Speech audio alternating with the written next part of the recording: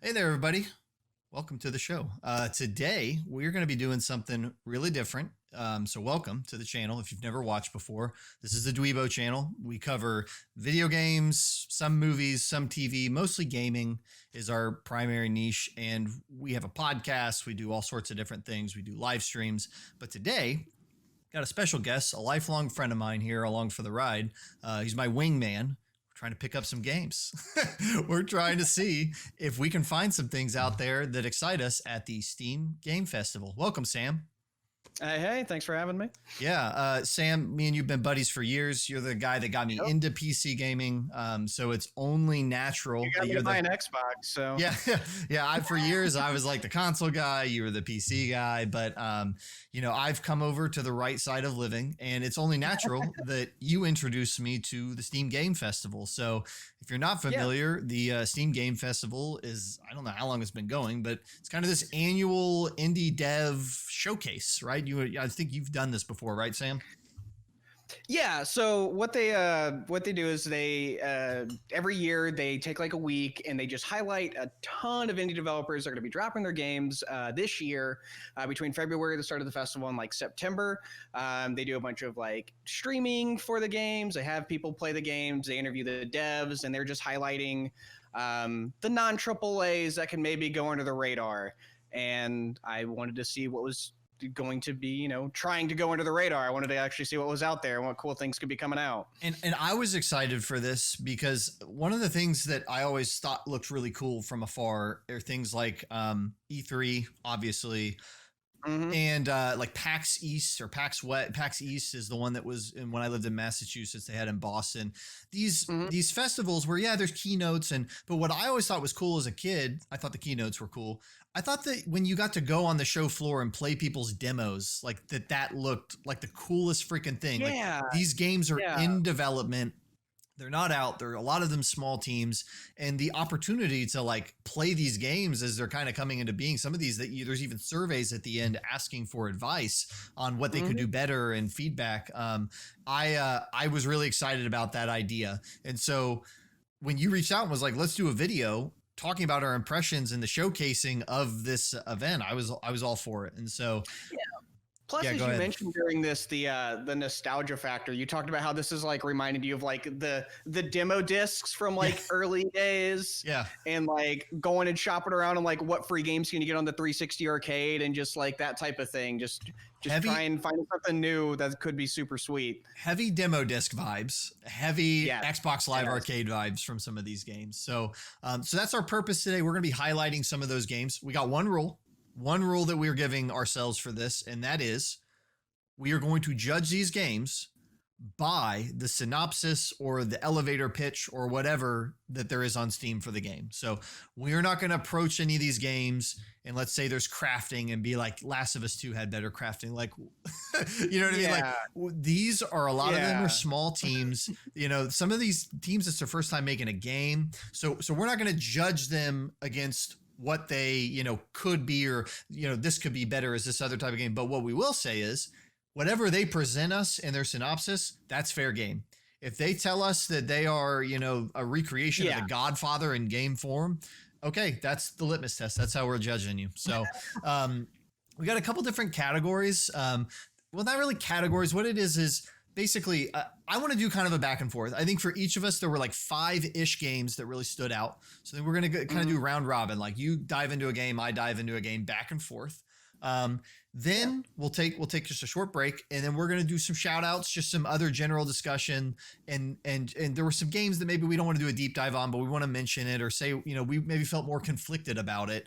And then to end, we are going to talk about a game that we played co-op together that, as much as I love some of the single player games in this, I had such a blast with this co-op game that we were going to highlight. Much fun with that one. So, and I will try to put not thread marks, but video marks throughout the video, links, so to speak. So if you want to hop to some of this stuff, if there's a specific game, or maybe you're a developer that wants to see what we had to say about your game, you can look in the down below and you can see what we're talking about. So I think without any further proceedings, I want to dive into the games. That's why we're here. Yeah. So I have on the side here, let me look. I have that you are going to talk about a game called Triversal. So why don't you let me know what is the elevator pitch for Triversal, and let's talk about how it lands and what type of game it even is. So the elevator pitch for Triversal, developed by Phantom Compass, is the studio. Find your chill with Triversal, a casual spatial puzzle experience to reward and relax the mind. Short, sweet, to the point. It does a good job of delivering, by the way. They had really good visuals. I really like the kind of neon art style that they have going on. Nice, smooth, calming backing track, which I really liked. But it's not super different than like the world of puzzle fun games, though. Like, I was pretty excited about it when I saw it, because I liked the style and I liked and everything, but similar in mechanics. Actually, now it's a demo and everything, so you don't know how it's all going to land in the future. But it was less in mechanics a lot of ways. It's called, I mean, the namesake Triversal is from you traverse this scene trying to get your little orb sun thing to the goal, and you can maintain 3 connections of like spider webbing and like pulling it away and pulling it wherever you need to drop it. But it kind of got to the point where like, you're always going to have 3 connections, and they're kind of the same type of connection every level. So I dipped into this one a little bit. I played like 20 minutes of it, and I saw it was on your list, so I was excited to talk about it.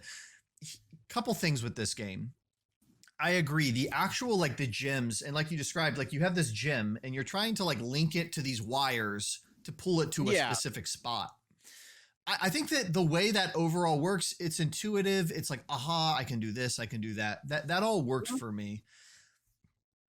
The one thing that really screwed me with this game is in a puzzle game, if I'm on a stage, I like experimenting.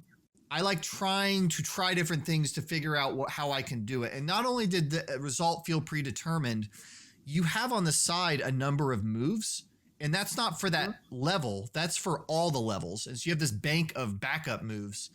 And if so you play Survivor, that's specific. I was playing Marathon, so maybe I picked like what the main one was, but I just kind of found that I couldn't experiment like to learn the mechanics. I was really locked in. Like I had to really be sure how. So it's kind of more of a thinking puzzle game, almost like a strategy, like an Into the Breach, where you can't like roll back 3 or 4 turns.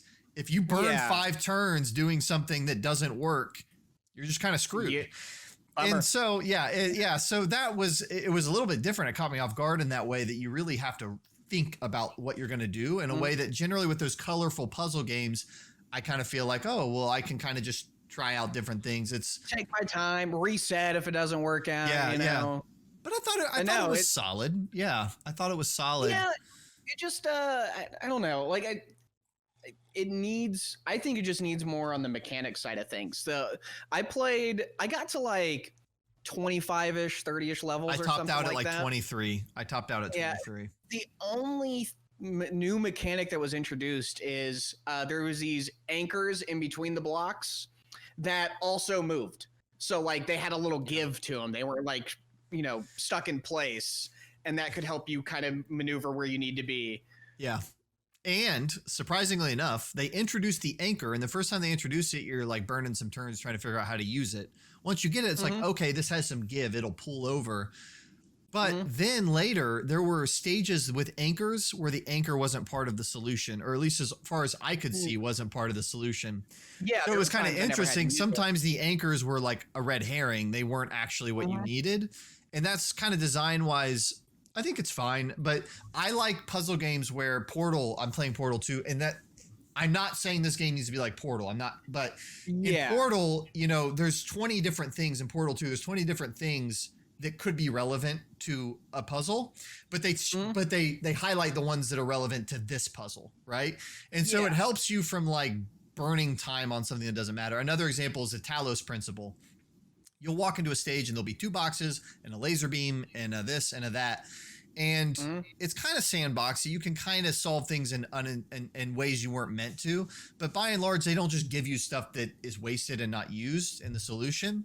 And so, I kind of go back and forth of when the anchors are there, it immediately makes you think, okay, I need to use these anchors, but sometimes no. And I don't know how random it is. I guess it has to be semi-random. It seemed relatively random, but because you're always making the same type of connections, like it's always this Y shape. Yeah.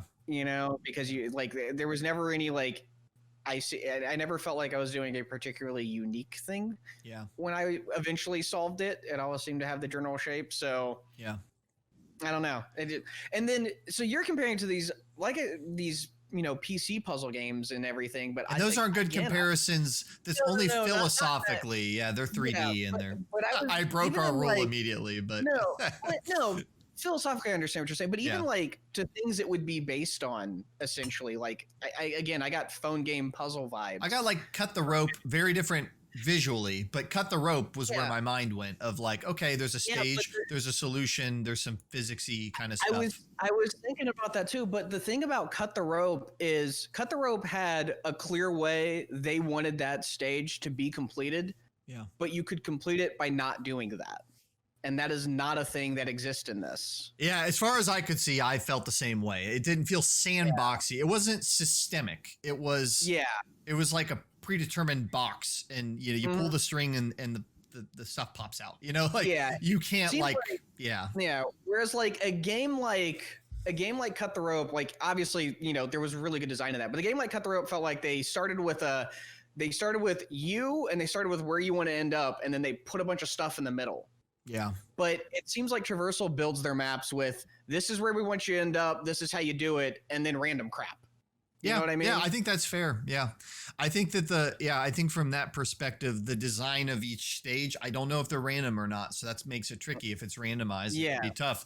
I consider it a decent puzzle game. It's a decent puzzler. One other thing I would say, and I mean this in the best way, because they let us play these games early, right? They're letting this out, and that's one of the hardest things you can do. I think that UI and the buttons and everything, I think it needs a second pass.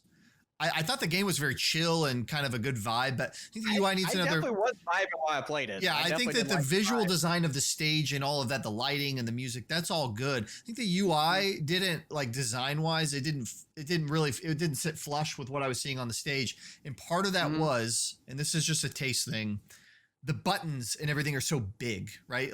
And I'm playing on a 1440p monitor. Maybe it was rendering at 1080 or something, but the buttons, to click the button to give me a hint, it was this giant button. And when you have this vibey kind of puzzle game, make the UI elements a little more minimal. They had really stark colors from what I remembered, and they were just big. It just scale that stuff down, make it a little more subtle, make it a little more monochrome, or do whatever you want design wise. It felt like I had this stage, and then bordering it, I had these big blocky UI elements that took me out of the chill vibe a little bit. No, I get that. So I think they needed to do that for the coin system in Survivor, so you can buy you collect coins on each stage, you can buy new moves, and they want you to be cognizant of that. They don't want you to forget. Yeah, but that could be smaller. But then you can't really say the same for your move bank. If they make that too small, you may never know it's there. Yeah. If they don't draw attention to it. It just needs a tutorial level. They need everything smaller in a tutorial level. Just saying. It does kind of dump you right in. I might not have burned as many turns. That's a good point. Yeah, but that's, again, this just could be early, but they could have if you hit a coin, it says, hey, coins do this. Yeah. And then, or when you first load in, it's you have this amount of moves, you have this many banked, that type of thing. And ultimately, this is all just constructive because, honestly, I think it's a good foundation. Other than maybe where we're touching on the core design of some of the puzzles, I had some questions. All this other stuff, if you just touch up some of those details, I think they've got a decent puzzler on their hands, and I'm sure they intend to do that. So no, I really did like the vibe. I like the music. I loved that your little orb thing that you're trying to get to the end is the main center of light. And the shadows casting whenever it moves around against the boxes that you're anchoring to and stuff. Yeah, that really neat visual effects. Yeah, that's a cool detail. Well, I guess that Yeah. wraps it up for Triversal. Yeah. Yeah, I Okay. think it does. All right.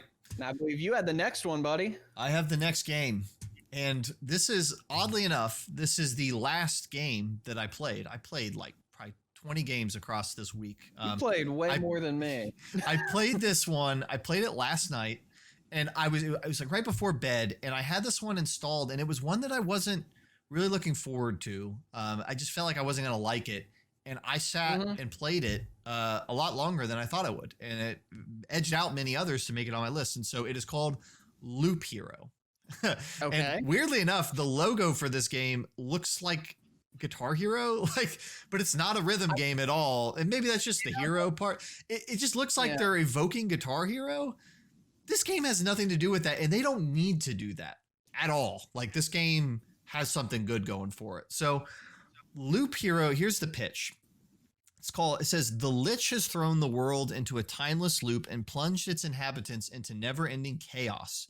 Wield an expanding deck of mystical cards to place enemies, buildings, terrain along each unique expedition loop for the brave hero. So, that doesn't really tell you a lot about what the gameplay is. I can say, this is by Four Quarters, is the developer. And I hope I'm not like missing something crazy out there. I've never played a game that works the way this one does. It truly is something different than anything I've ever played. So basically, there's like a little intro sequence, and you see like this demonic looking deer, and you're like a little person, like a knight person, but like a knight, like with a sword. And basically, it drops you on a campfire, and imagine just like just a top down plane, right, of just existence, and it's all black. But there's just like a little loop, like a little path that goes in a circle, and there's a bonfire at the top.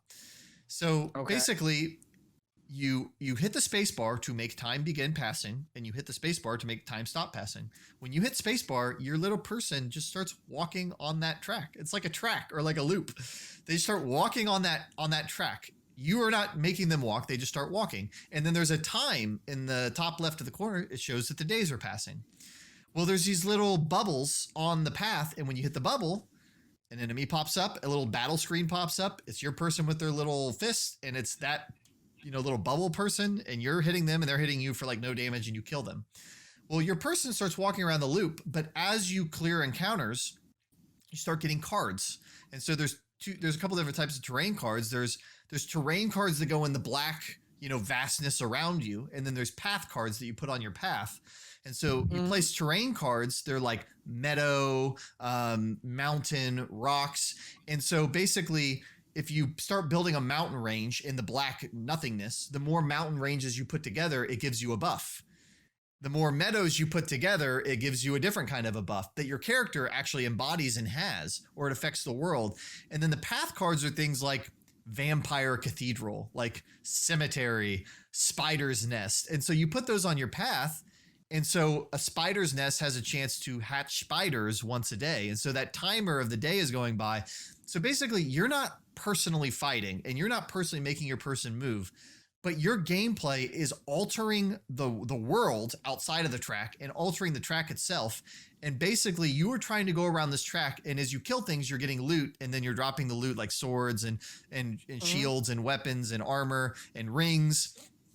You're shifting what your characters has in their possession and what is in the environment around them. And you're just watching them walk this track, and they go around pretty quick, and they're going around and around, and it's a battle of attrition. How crazy can you make this world?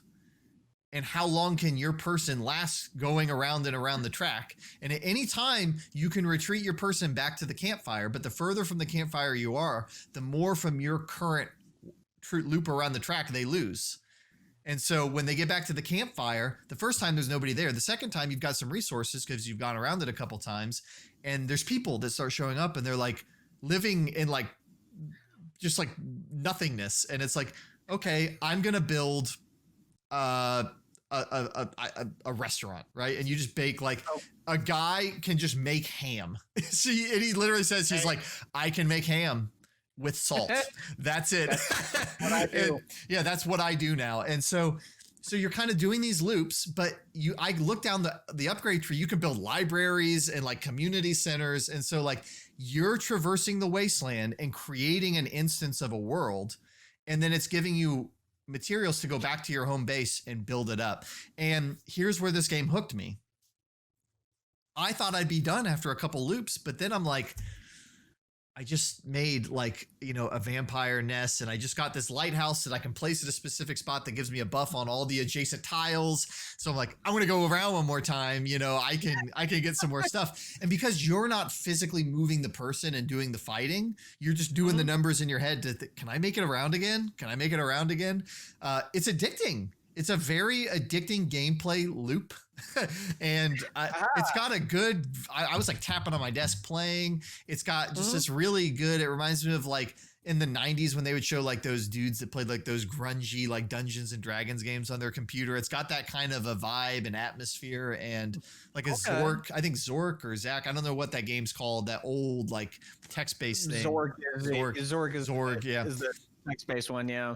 So it was just really cool. I really freaking dug it. That went from a game I was dreading kind of starting up to it's on my wish list. I'm going to check it out. So interesting. So is that the only input? You just one more time. Is that the user input? Where to place things and then whether or not to send the guy again? Yeah, you're getting cards, you're picking where to place them in the world or on the path.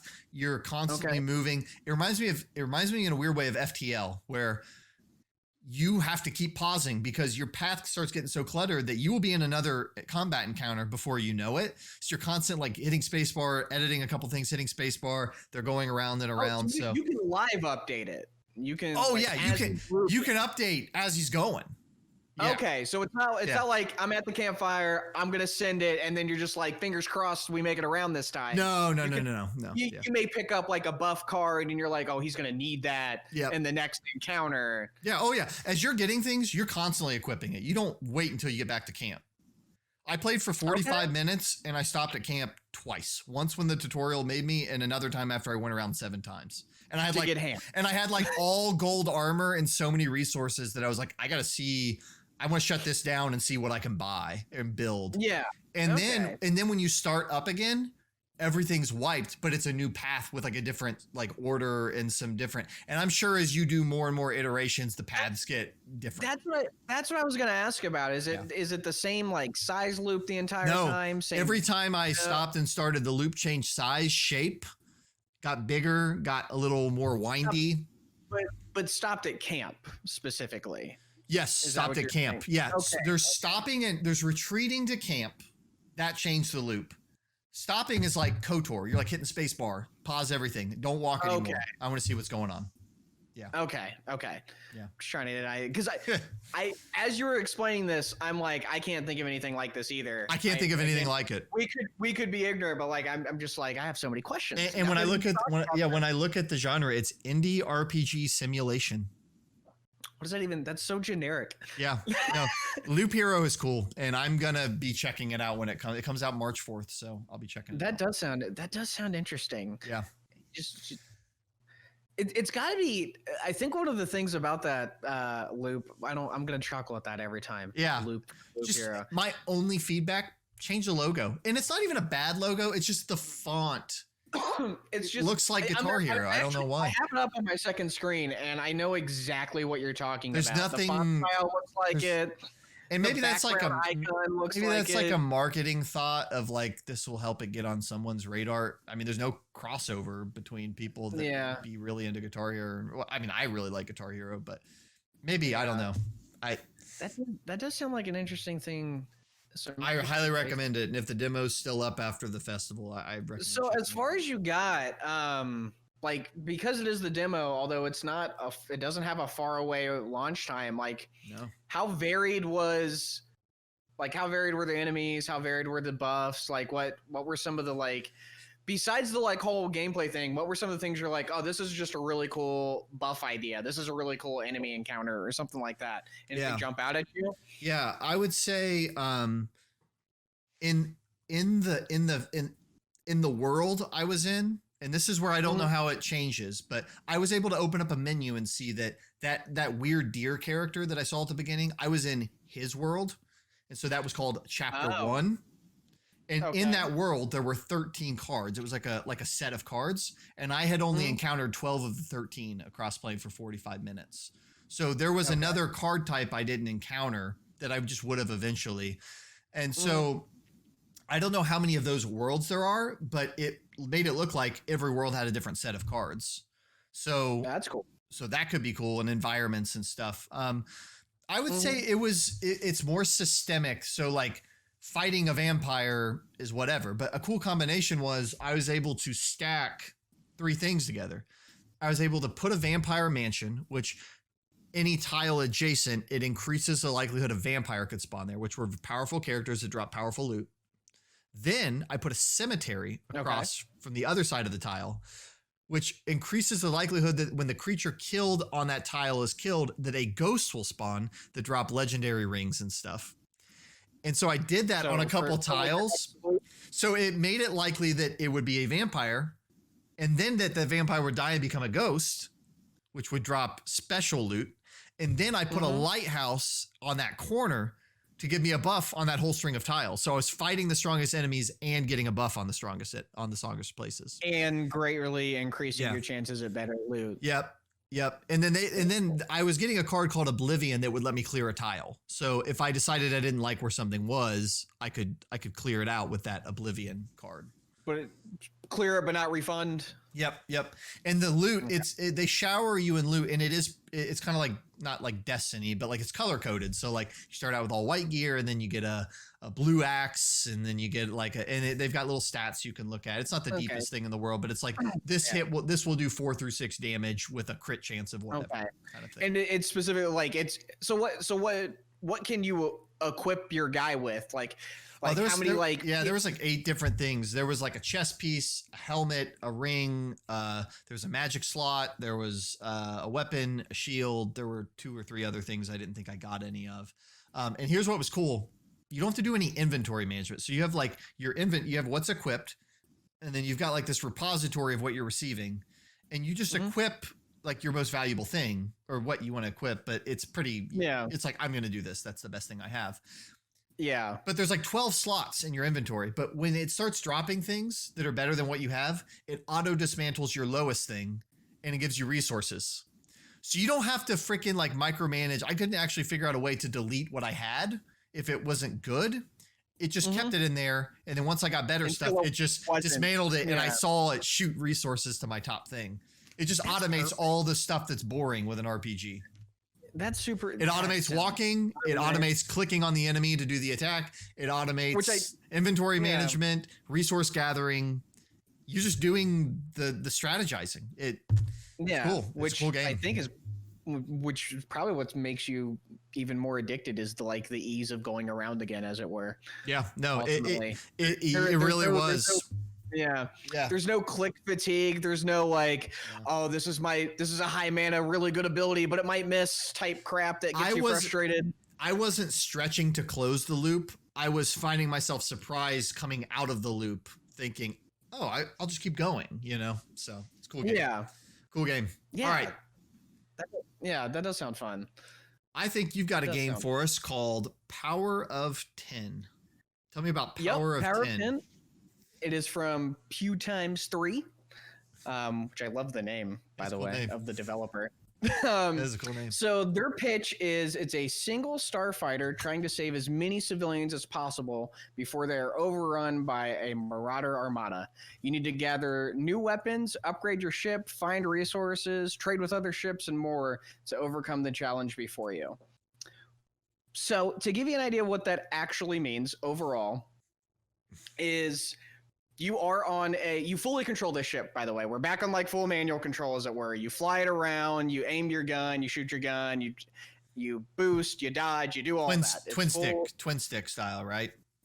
No, your gun only shoots out the front. So you have to. It's not like I'm flying and then I can just shoot behind me style, in a lot of twin sticks. You have to be aiming at your guy. It's more dogfight-esque in this.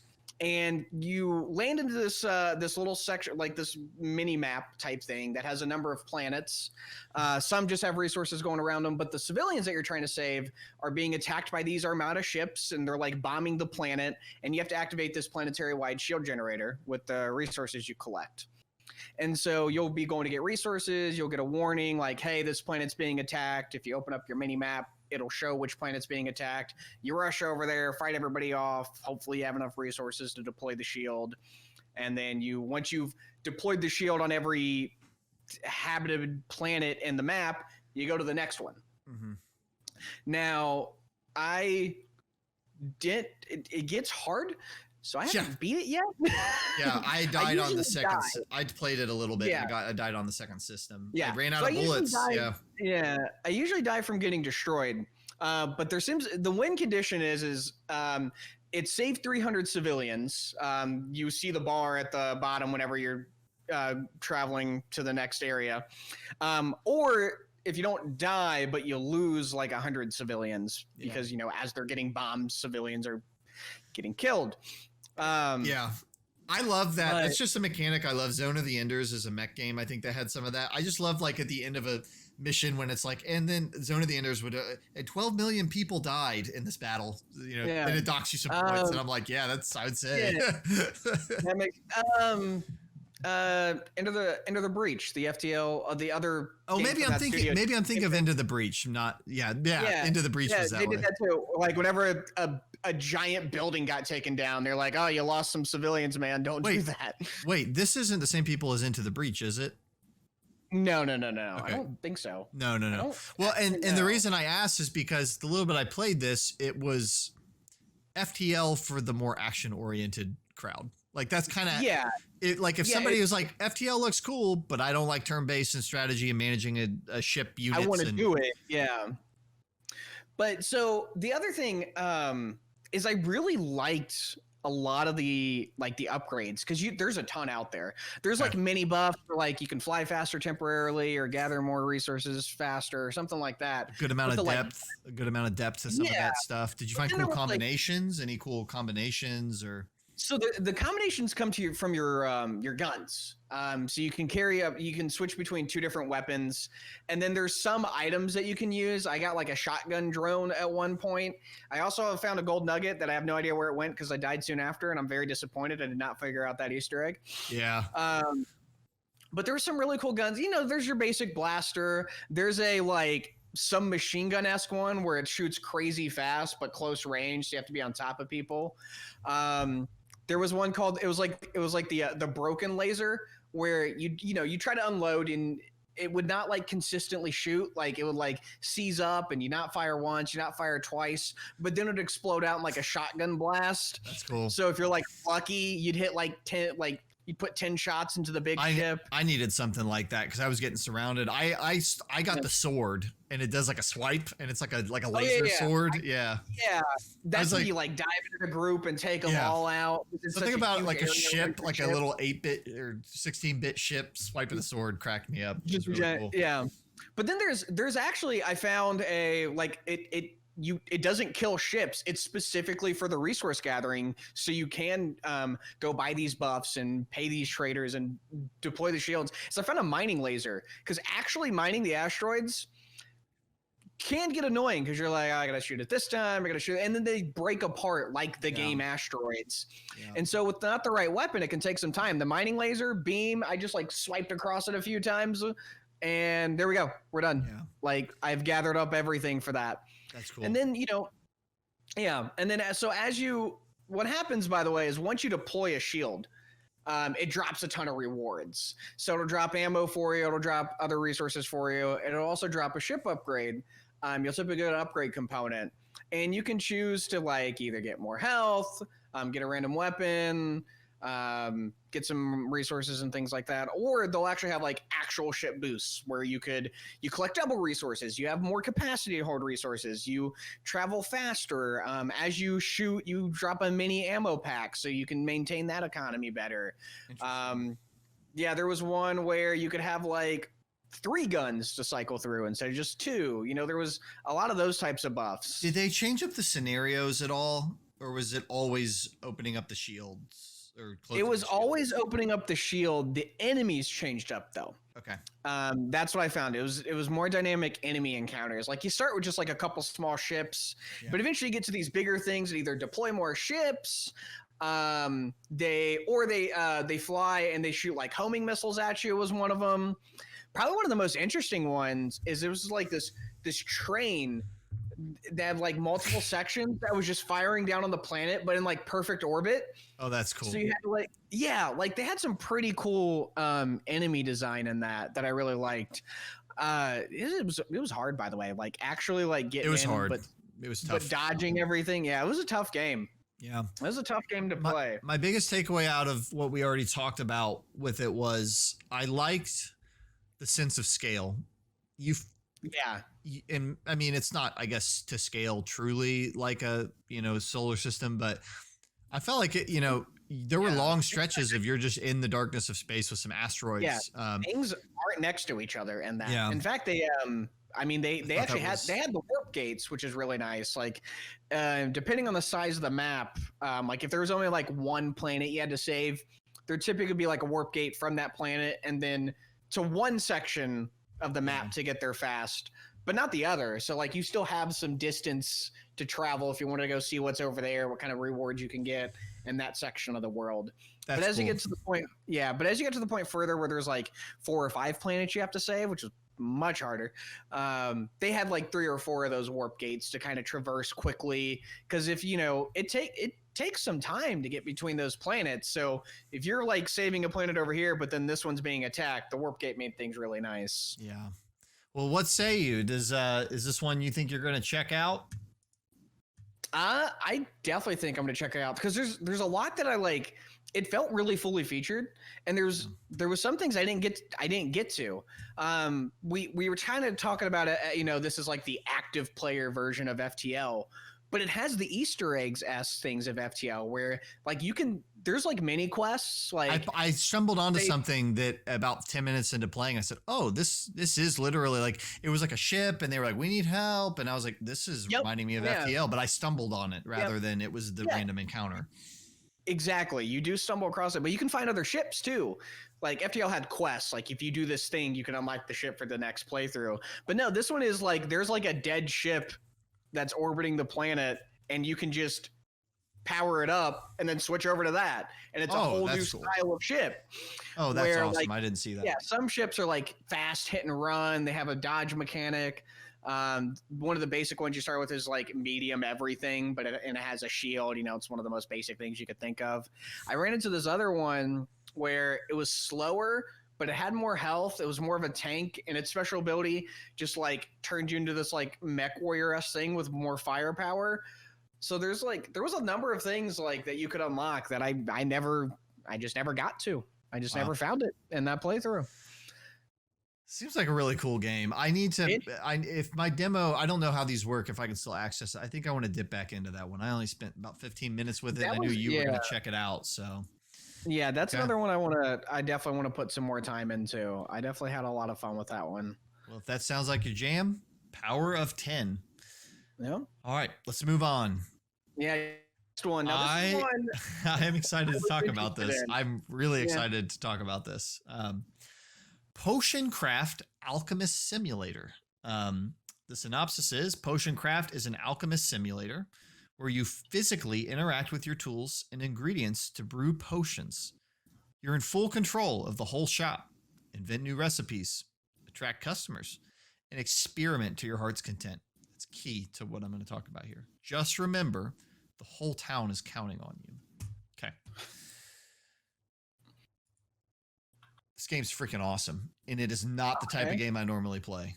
Let's just start overall presentation. It's got that storybook Tolkien-esque, like laminate, like yellowish white paper with hand stroke drawn, everything. It reminds me of the menus in Oblivion, at least what my memory of the menus in Oblivion was. So I can see that. From an art direction standpoint, and the vibe and the music reminds me of like the Gwent music in Witcher 3, just real calm, chill pub, dun, dun, dun, dun, just kind of, folksy kind of stuff. You open this game and it's a vibe. So they nail it. This game is basically, your screen can be one of several rooms. You're either in your potion brewing room. You can press up on your WASD or on your arrows to go up to your bedroom and sleep to move it forward a day. You can press to the right and go to your garden where there's materials growing and you can grab them. Or you can press left and you are at the front counter of your shop and there are people showing up asking for my tummy hurts, or my husband has, been coughing in the night, or I have all these rats. I need you to help me poison them, or XYZ scenario. I burnt my tongue eating stew. Can you give me something to cool? Like even just in playing for 45 minutes, I got quite a variety of customers. So the way the gameplay works is when you're in your potion brewing room, there's like these tools. So there's like, I don't know if it's like cauldron is what it's called. There's a cauldron. And then you've got like your inventory of, plants and stuff off to the right. And then you've got the little thing that you can put like plants in, and you like drag a plant in, and then you grab the little thing and you move it around, you click and you drag it. And it does this satisfying, like just crunching up the ingredient and making it into fine powder. But you don't have to do that. If you're in a hurry, you can just drag the bare item over. But if you want to get higher quality, double potency, you can grind it up into powder and you get double. You're going to, so you have options basically. And that does come into play because what happens is as you add things into your cauldron, there's this map on the wall. And in the center of the map is just, it looks like a cauldron of water, right? So let's call that home base. And then on this map, there are all these question marks, and there's like a fog, and then like sometimes there's like skeletons and bones. And basically this map is a representation philosophically of all the ways this potion could turn out. Okay. Oh. And so as you drop things into the cauldron, a squiggly path will appear. And so if you drop one type of ingredient that makes things cooler, right? Or the ingredient that makes things, let's say the Terra ingredient, which is a really classic ingredient, it will move it in a direction on that map up or down, but it's not like a linear move. It's like a squiggly path, right? And so it shows the potential of what you dropped in, but then you have to grab the spoon and stir to move along that squiggly path. Right. And so basically what happens is you are intuitively thinking, okay, if I want to make a potion that is going to heal someone, and let's say I've already made that once. I know that's down here. I think it would be down here because the one that seems like it would heal would make you go down.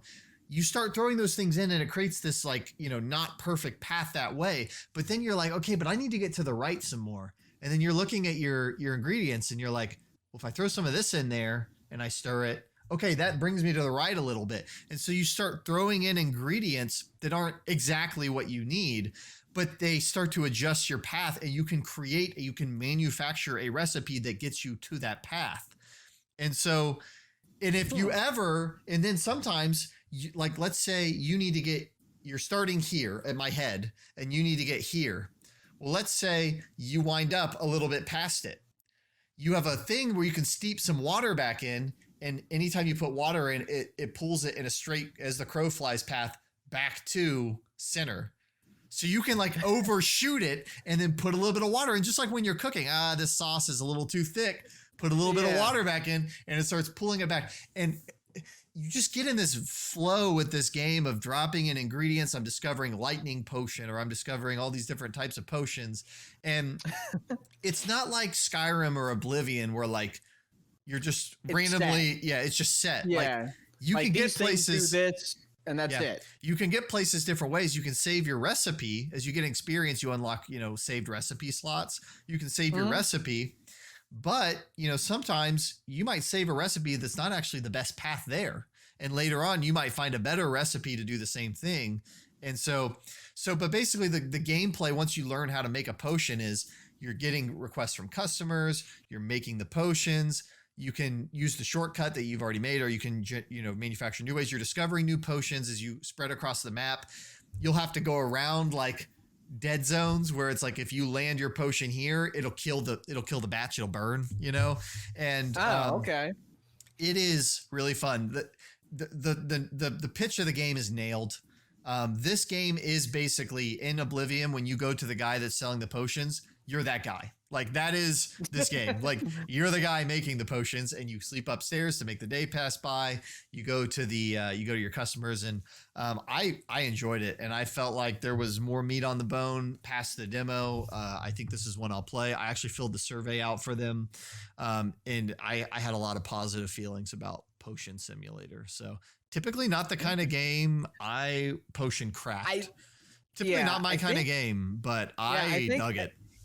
I think I saw that and I said, this would be a game I'm really interested in somebody playing and tell me about. Yeah. Because it did not look like it would be my type of game either. Yeah, I don't play. I will say your description makes me way more intrigued to play it than the way they presented it. But it's easy when you're searching through thousands of games. You'd be like, I want to write that off. You need a buddy to tell you this is actually cool. I would have never checked this out if not for this festival. But I plan on buying this if it's 10 hours and it seems like they're gonna have some ongoing stories with some of the people that come in.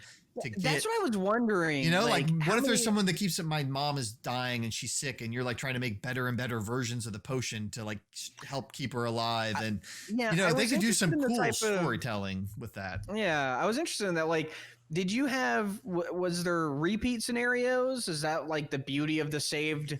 There were no repeat scenarios. I don't remember if I met any named characters, but they seem to have pretty distinct design. There's also like a haggle. So like there's a little haggle knitting game where you can like try to charge more, or if you fail to haggle, they can get it at a discount. I don't know. And I didn't look for a quest log. I didn't think I saw one. I think that the game could go from neat to really good if they bake some stuff in like that. Then the other thing I was, so you mentioned, like the day goes by, like you can go up and sleep to pass the day. Was there like potions that needed aged, as it were? Or do you just done and bottle and or is there some that need to sit? So everything I'm saying is a caveat, because there is a downstairs of the building. Okay. If you press down on your keys, and it is a basement where when you go down there's a gigantic machine with all of these different pieces, and it looked like modular almost, and it was grayed out, and it just said you can't access the Alchemist machine for this demo. I don't know what that means. I don't know if that is like you can do some crazy automation and like start pumping stuff out. Like, I don't know. Yeah. It looked really cool, but I couldn't access it in the demo. So in terms of getting really, crazy and creative, I bet there's some stuff with that, but I couldn't speak to it. And then so you had your garden, right? With the, where you could go get, resources and everything to make the potions. Is that just like auto-populated? Do you have to give that any input? In the demo, yes. I can't speak to the regular game, and I didn't spend a lot of time there. Fair. I just shot over there, grabbed what was there, and left. You know what? There's an herbalist that came to me that sold ingredients, and I bought some ingredients from her. Like, she came to my desktop, my front storefront, but I bought from her. Yeah. I wonder, maybe she sells seeds and you can plant certain things over there and try to, I want to generate a bunch of these. So I need this type of plants, that type of thing. Seemed like there were a lot of ingredient types. I saw like 18 different things in the demo, I think, or something like that. So, and they all take it different ways. And they gave daily quests, right? So like bounty style, like Destiny, like haggle with someone and win, make a lightning potion for a customer, that kind of stuff. So, and as you did those, it gave you experience, and I'm sure that generates back into your Alchemist machine or something. So it did have a little bit of that feel of, well, I could end the day, but I need to do this but then I can do this, and then I can do this, and it repopulates them as you I complete can't sleep yet. There's still work to be done. Yeah. So, anything outlandish? Did you have any crazy potion requests? Somebody trying to murder somebody or anything like that? No, you can make potions. Maybe you can make poison, and everybody that requested poison was doing it for rats. But I am almost certain that there will be some moral quandaries and stuff like that. So, yeah. That'd be interesting. They could get real fun and real weird with it. I don't know. That was my only feedback on the survey is that the demo, I liked it a lot. Didn't give me a good glimpse at like how diverse these interactions could get, but I didn't have a repeat one, so I'll be interested to see. So I mean that's still pretty impressive, and honestly, in a demo to not have a repeat. Yeah, it was cool. So that is Potion Craft.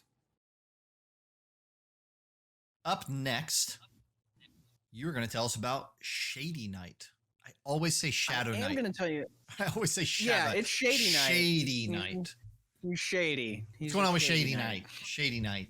Shady Knight. So this also, I found this one interesting. This one was developed by Alexi or Captain Sai. Like, I think it's a solo developer. So as from what I can tell, it just seems like it's one guy that put this together. That's always cool. It's always cool. It is always cool. It's a Unity game. No idea. I didn't look into it that far. Now, the description is experience interactive, fast-paced sword fights mixed with acrobatic archery and fluid platforming from a first-person perspective. Take on the challenge to become the most frighteningly stylish and masterful knight of the age. Now, to give it an idea of what that gameplay is going to be from that description, I'm going to like mush two other games together. You may or may not have played these, but I was getting vibes of like Bulletstorm meets Prince of Persia. Oh, because it has this super arcadey, do really cool things, rack up your score type gameplay, and that's why they say frighteningly stylish, because you get more juggle points enemies. Can you juggle enemies? Yeah, you get more points by doing unique, stylish things than just like killing the guy. Like, you got to do it in a cool way. But it's the Prince of Persia side of things because, one, it's very acrobatic. There's a lot of like sliding and diving and jumping and swinging and things like that. And it was ridiculously fluid. Like, really? Again, like these are a lot of demos and everything. Super fluid. Way more than I thought something like that would be. Is this level based? Is it open environment? Is it an arena? No, is it you're fighting against bots, or is it? So you're fighting against bots, and it's level/arena based. So in the demo, you go through this like interactive like quick tutorial on how to generally do things, and you're just kind of dropping this tower.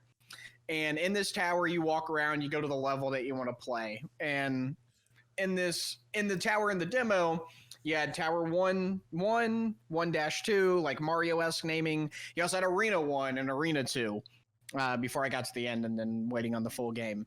So the point of each level, if you're in the tower, the level is start at the bottom, get to the top. Okay. Do it in a cool way. That's cool. That's cool. And yeah, it was a lot of fun. So it starts off like, first off, you start off like your first level, you don't even start off with a weapon.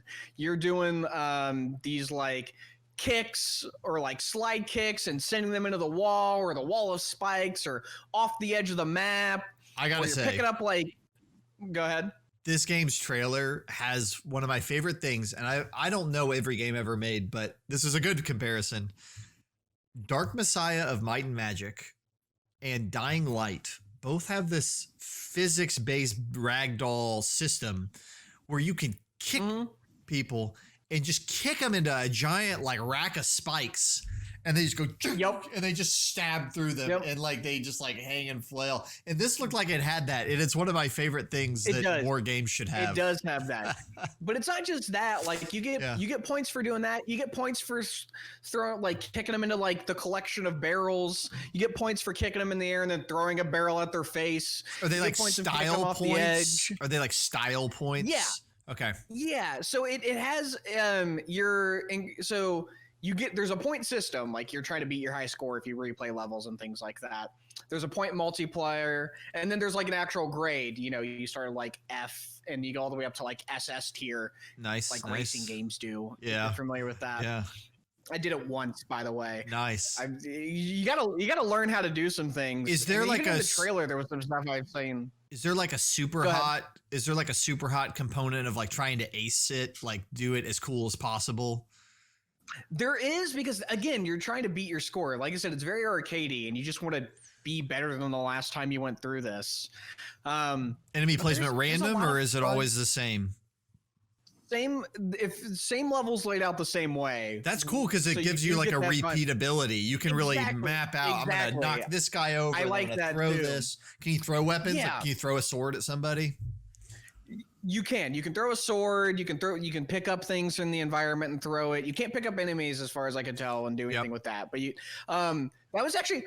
It probably comes from experience, but I would have liked a little crosshair when I'm throwing something.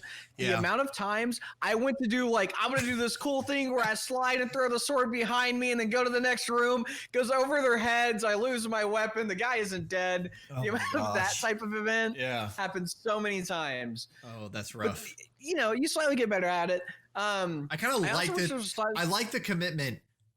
No crosshair, because then when you nail it, that's got to be the best feeling in the world. It was super satisfying. It was super satisfying whenever you were able to get that. I liked the bow a lot too, because the sword's pretty simple. I wish there was a little bit more sword combos, but the sword is you can block. And, there's points for blocking, and they can knock it. So there's some cool things with that too, you could knock block an arrow, but it hits the sword out of your hand. But there's a mechanic to dash to a weapon. Yeah. It instant brings you there. So even things you can't normally jump up, by the way, if it's within dash distance, that's different than I can jump up to this thing. Gotcha. So you're able to block it, your sword goes in there, but you can dash to it from the sky and then slam down. There's super cool fluid mechanics like that you can do. But I like the bow a lot because it did seem to behave differently depending on what I was doing, unlike the sword, where you could if you're just standing and you're running in, normal bow, pull back, shoot it, that type of thing. But when I slid, I was able to rapid fire it if I was surrounded.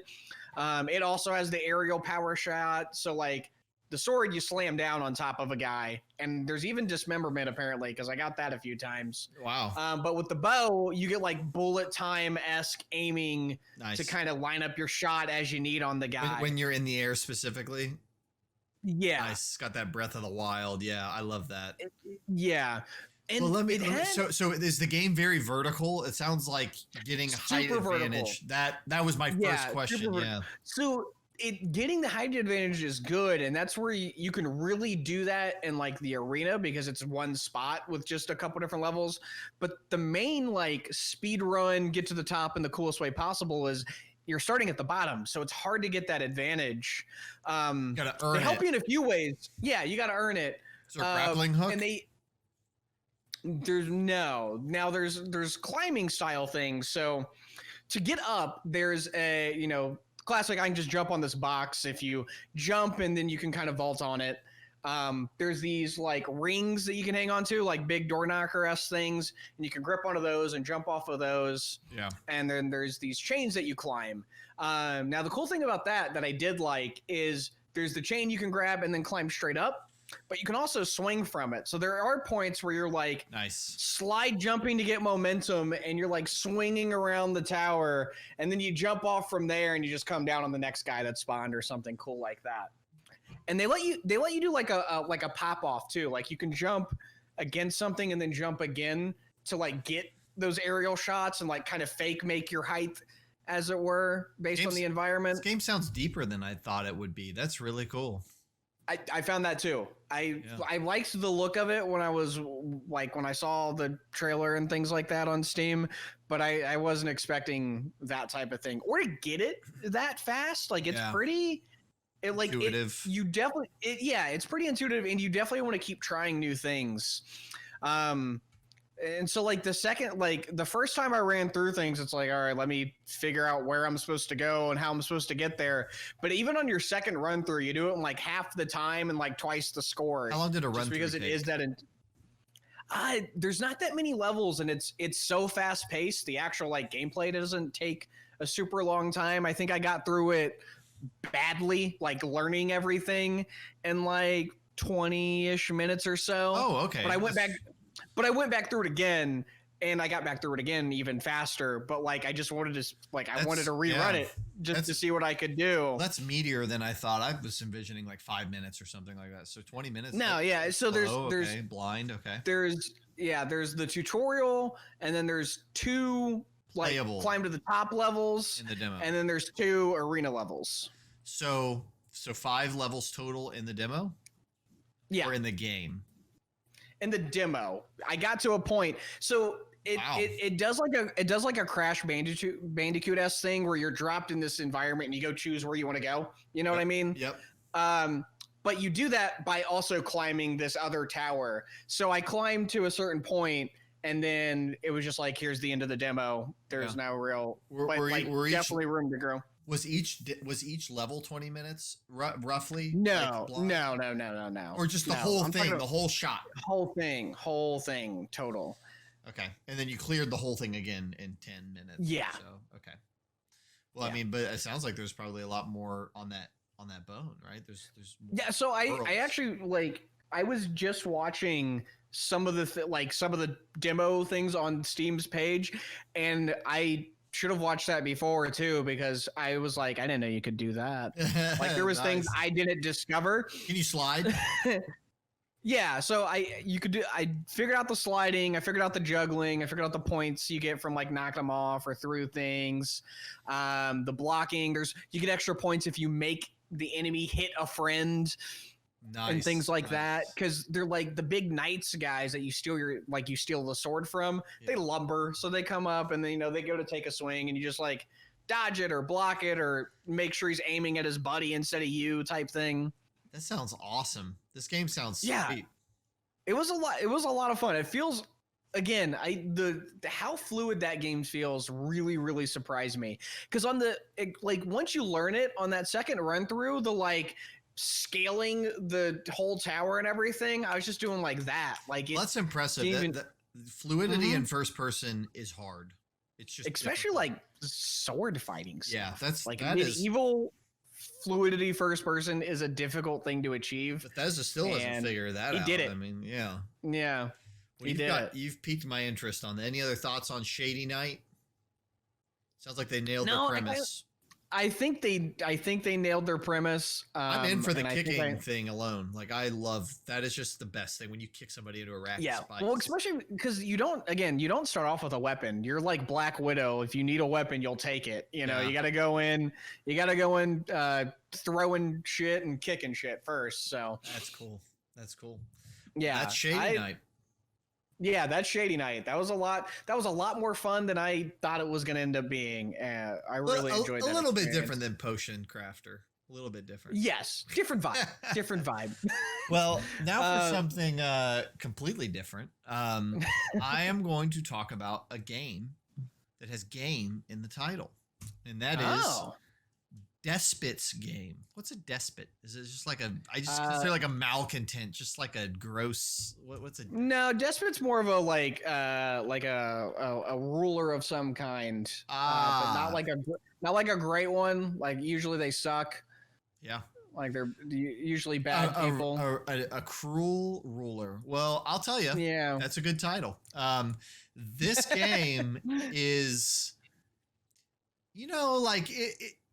it's like a meat factory of misery with a Technicolor paint of color that plays it all for fun, and it works. Is that what they call it? Let me give you their pitch. Okay, so Despot's game is a roguelike tactics with turbocharged battles.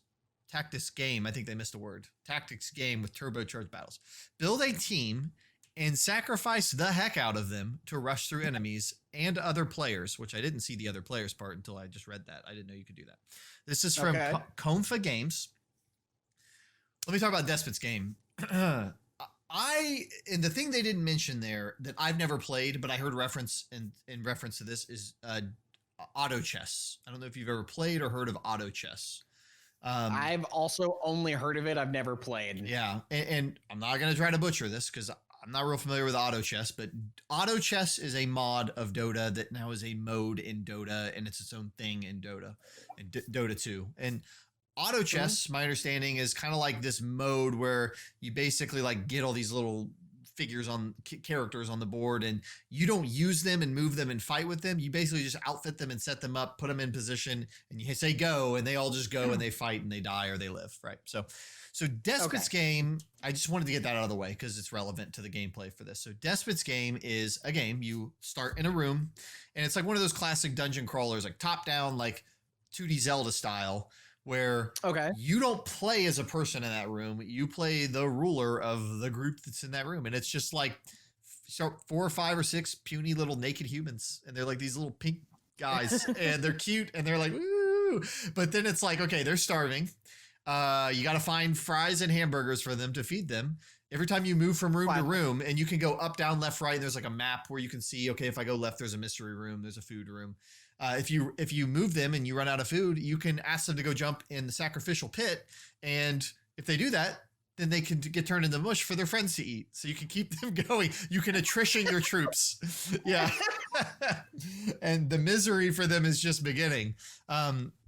It's got a really quirky tone, and it's got a really clean design. Great UI, great thumping soundtrack, really clear, like, you know, how you're upgrading or what you're doing. So basically battles play out as like automated RTS style battles, not like an RTS, like where you control, you know, on like an isometric view. It's top down, but it's that same way of like, you put your people, there's like a grid when you enter a room and all your little guys run into that grid. And then it shows you on the other side of the room where the enemies will spawn. And it's a little skull or several little skulls or a big skull for a boss.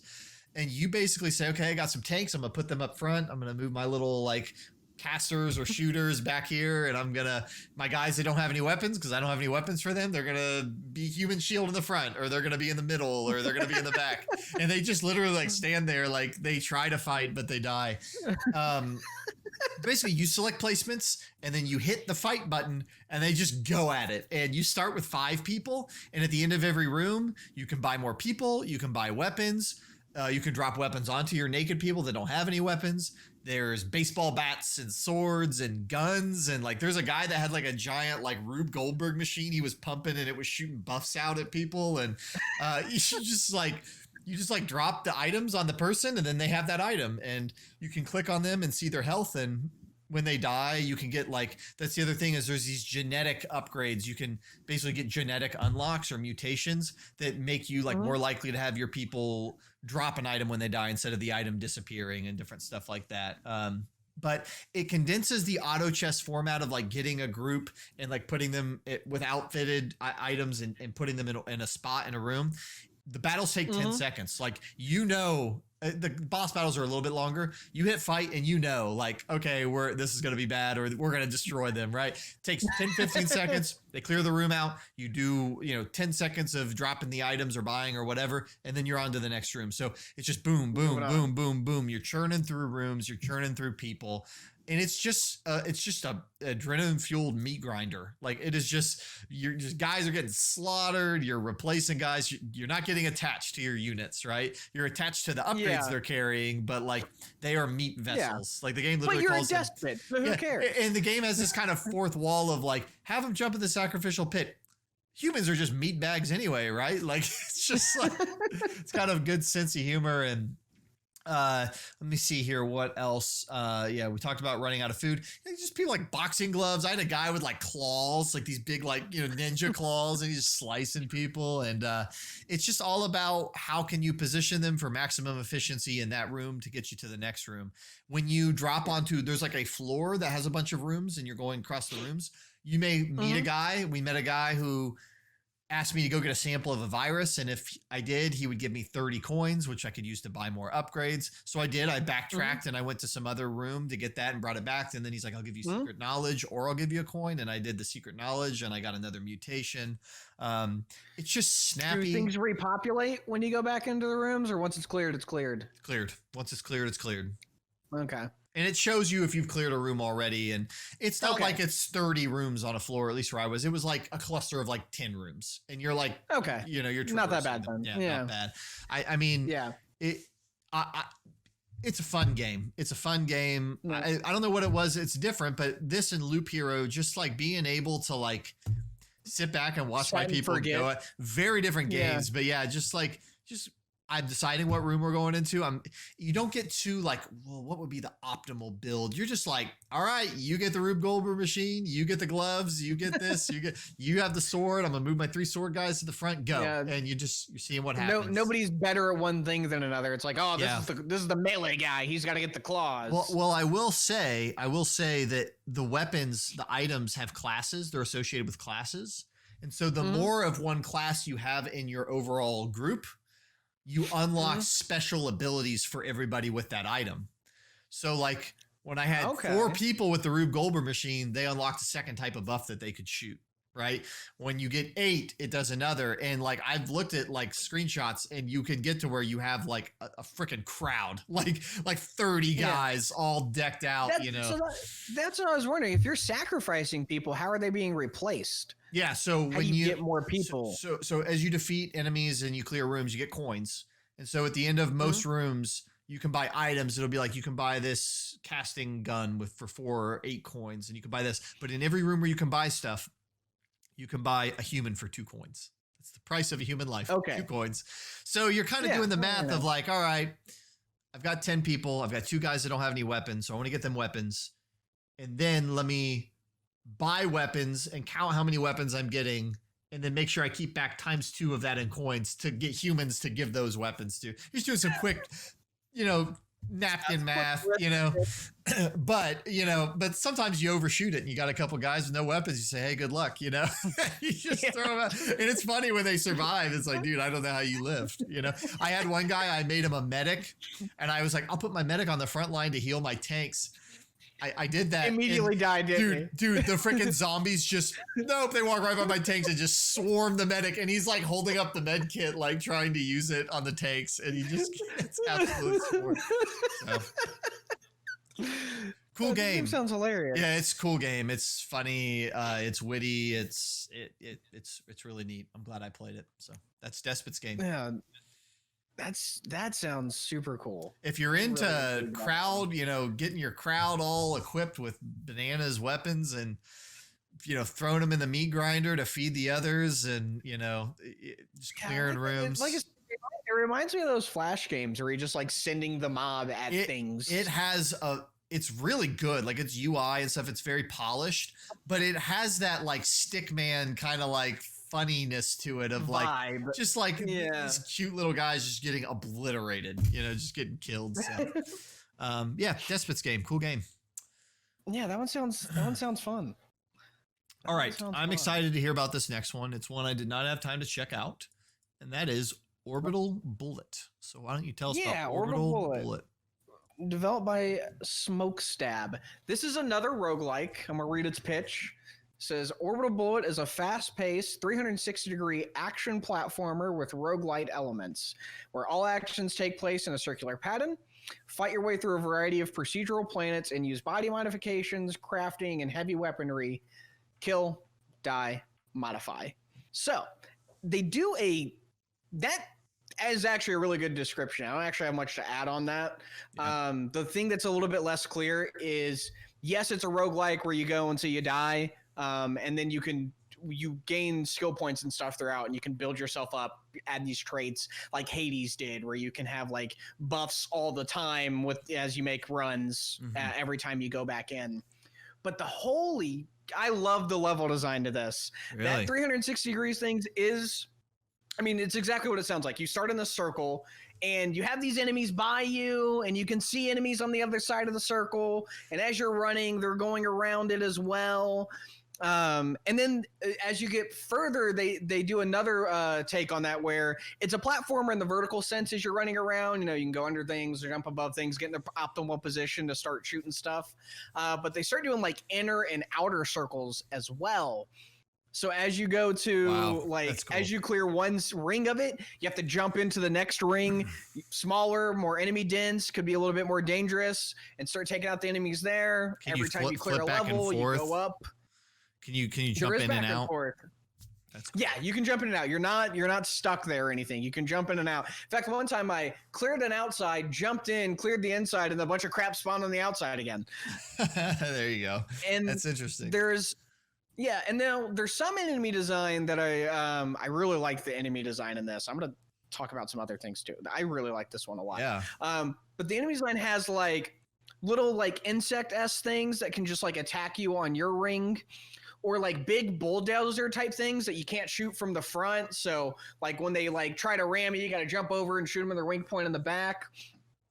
But there's other things where there's like these flying creatures that like launch like explosives at you. So they shoot this like pink ball that explodes and does damage. That transcends the depth that you're on. They can shoot across the ring. So if you don't clear one out, or if you're not paying attention, you can be shot from an enemy you can't. So you really have to think. Against. You have to think in 3 dimensions, even though it's essentially a 2D platformer stretched around an orb. You still have to think in 3 dimensions, because they could be inside and still affect you. Yes, that is true. They still had that. They had that Z axis, as it were, cool. ability to attack, and you don't have that ability. Cool. But what you do have is just a really cool set of weapons, and the way they took this 360-degree thing, I absolutely loved. So you start off with like an SMG, and it goes, a little bit in front of you and everything like that. But then you can get to like, they have shotguns, you can shoot like a ton of stuff a little bit in front of you, but like big power, they had grenade launchers and everything. But they had these like super interesting guns where I really loved the upgraded SMG. It's a laser SMG. It shoots 90 degrees around the circle if it's unobstructed. Its bullet travel is a quarter of the circle. You can curve that thing across the equator. Yeah, they had a burst rifle that shot 180 degrees across the circle. So you can see the guy on the other side, and if you can get the angle so you're not shooting like terrain or anything, you can shoot that guy. That's cool. Or you could get but they even had cooler things. They had a sniper rifle and a 360-degree laser. So you're essentially like shooting yourself in the back if it's unobstructed. You don't take self-damage from this, by the way. There's explosives you can take self-damage from, but not this. Yeah. But yeah, so is there like a puzzle element almost to figuring out how to get to certain people? Not really. There's a little bit of a puzzle element to get to certain buffs and things like that. Because you have to, there's like explosive barrel-esque things around that can like destroy the environment. Mm-hmm. Or the like bulldozer guy can like run through the terrain if it's in his like run distance. He can destroy the environment, or you can get explosives and things like that. Or there's an upgrade to like shoot through and break blocks once you like with your gun, because there's like skill point caches and ammo caches and things like that throughout that aren't always I can just walk to it. You know what I mean? But there's other stuff like that. Oh, another damage dealer that I absolutely loved is they have the Mario Goomba stomp, where you can just jump off the top of people's heads. Oh, nice. And I also like the fact that if you're like in Mario, if he's like up on a level and then there's like the ceiling and you jump in between, you just bounce up and down and just kill them from stomping on them. Yeah, that's cool. Yeah, and they had a dodge mechanic too, because there is like just terrain spikes that you have to dodge and things like that. Are the orbs different in like size? Like, are there some that are a more gradual curve, or are they all pretty uniform? They're all pretty uniform in size. They just vary in like verticality and then depth and things like that. They vary in style and like artistic. Not in the demo. Once you beat the first boss, that's the end of the demo. Yeah.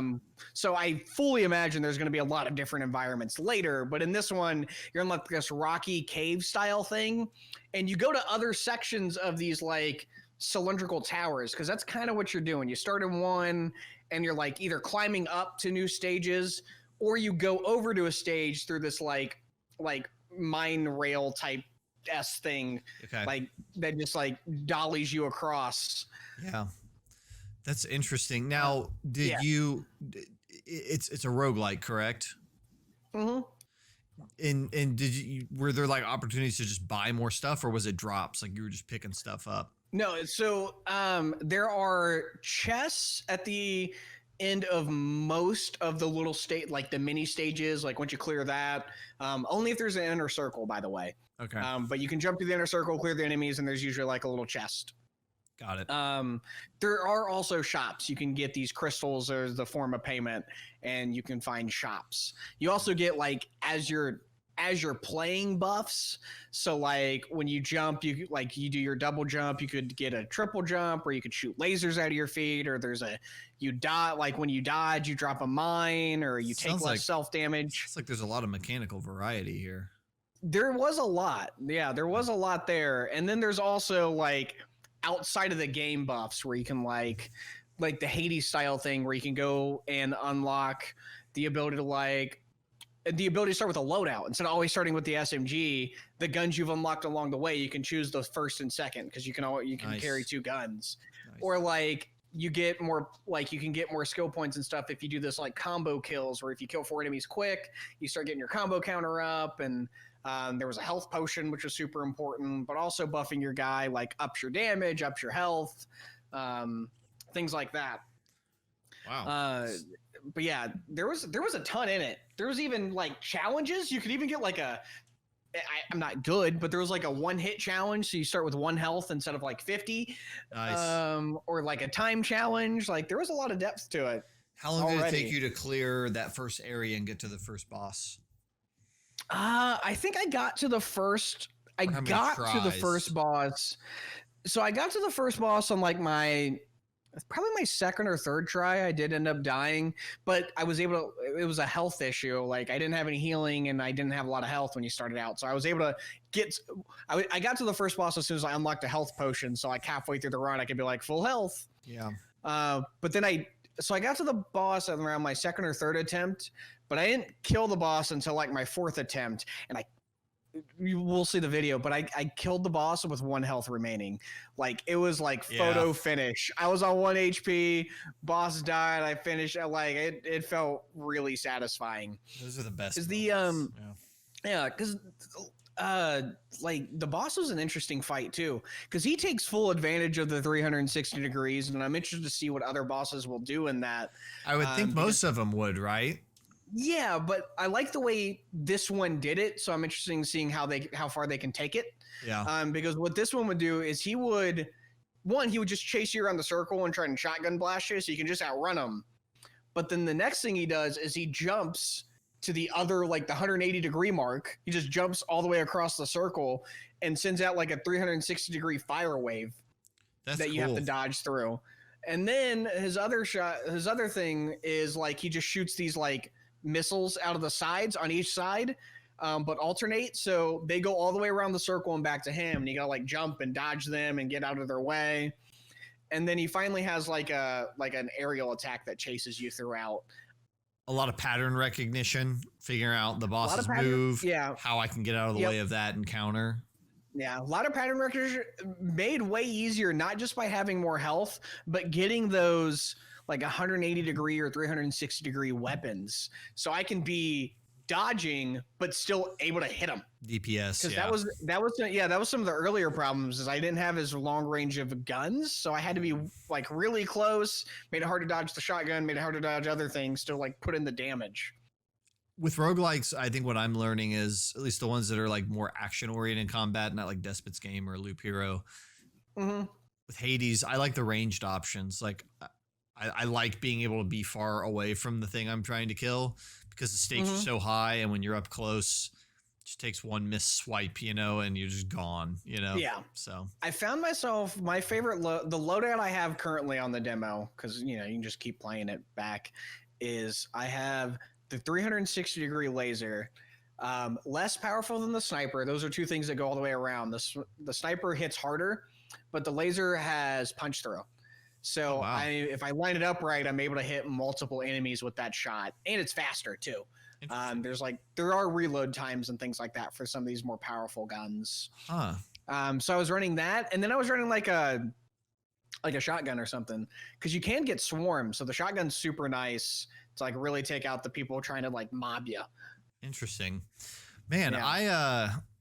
I want to check this one out now. I wanted to initially, and then I knew you were going to play it and talk about it, but you seem like you really came away with really positive impressions of it. That was so far. I've liked everything I've played so far, but that might be one of the more fun experiences I had. Yeah, it sounds like it. And of the games I played, and I mean, you probably got that from Despot's game, Loop Hero, Potion Craft, and then the next two, not a lot of action-oriented stuff, even the ones that I played that I didn't necessarily list. So yeah, and I played a lot of action-oriented ones. Seems like, we have a good balance going. All right. Well, I'm going to dive into the next one. Yeah. Genesis You're doing Noir. Let me, my note messed up. There we go. Genesis Noir. This is the one that when I looked at what was coming out with the Steam, game festival, I said, whoa, like that looks like it has an art style that could be something really special. Let me read the synopsis. Genesis Noir, a noir adventure spanning time and space. When a love triangle between cosmic beings becomes a bitter confrontation, you'll witness a gunshot fired by a jealous god, otherwise known as the Big Bang. Jump into the expanding universe and search for a way to destroy creation and save your love. This game sounds high stakes. This game, it feels like you're watching and playing like it has like a Pixar-like quality to it in terms of it just sets like a mood and it's telling a story without saying words. There's no words. Like I played the whole demo. There's no words until the very end, but it starts and it's like you're looking at space, like a abstracted, like artistic representation of space before the Big Bang. And then the Big Bang occurs or something occurs and these lines start to form. And then there's like, it starts to juxtapose space and like the vastness and emptiness of space with like a 1950s nighttime, like LA noir detective kind of vibe. And there's this like jazz standard playing underneath. And you are just kind of this nameless detective looking guy. And the game starts and you just click and as you hold the click button, your guy starts walking.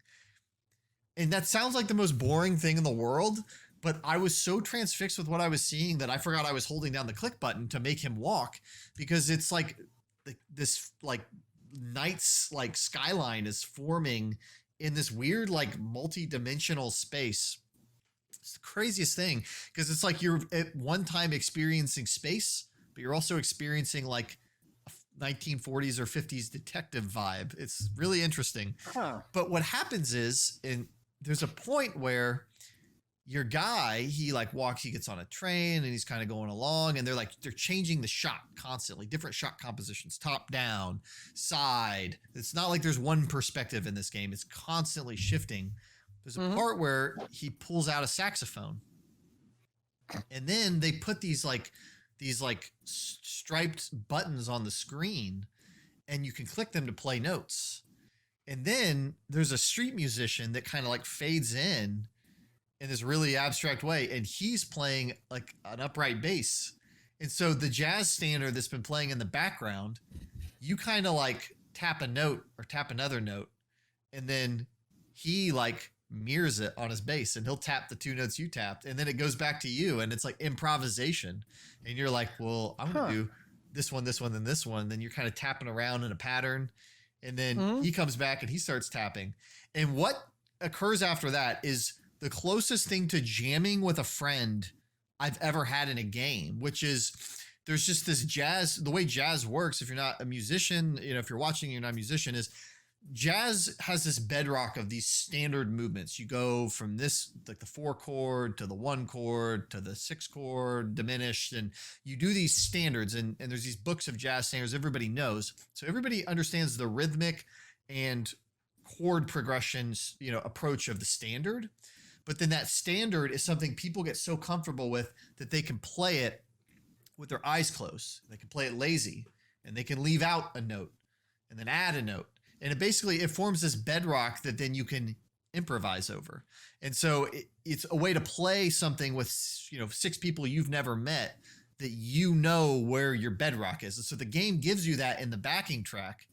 And then it gives you these opportunities to like play your saxophone, or there's a point where you're a star like going all over this soundscape, and no matter where you put your cursor, it sounds good, but you can click and you can drag and you can do like a run of notes, or you can just do a couple here and there. And it's just very expressive. And this guy's going back and forth and you're playing together.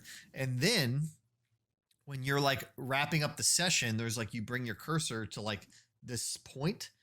And when you do, because the game leads you that direction, everything goes black and you hear a gunshot. And then the cello of the guy you're playing is just on a subway station, like on the ground. And you walk up and you're a detective and you pick it up and there's some text explaining the cello and you're looking for clues. You're going to try to investigate who killed this cello player. Yeah. Oh, wow. And so it like...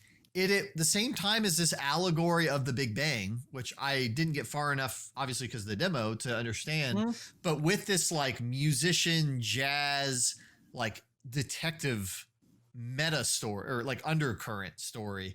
And it is just, it's just cool. Like there's no like, this is not the game for like mechanical depth. You're not like editing a loadout. You're not, but I am buying this game. Like I was floored. I was transfixed. My wife came downstairs and was trying to ask me questions. And I was like, I'm playing jazz solos with like a theremin sounding like synthesizer. And I'm like, and he's like playing back, doing things. I'm like, oh no. And I'm like doing this and I'm like in this vibe. And she's like, I need to do the laundry or I need this for, and I'm just like, I'm looking at this. This is like where my attention is.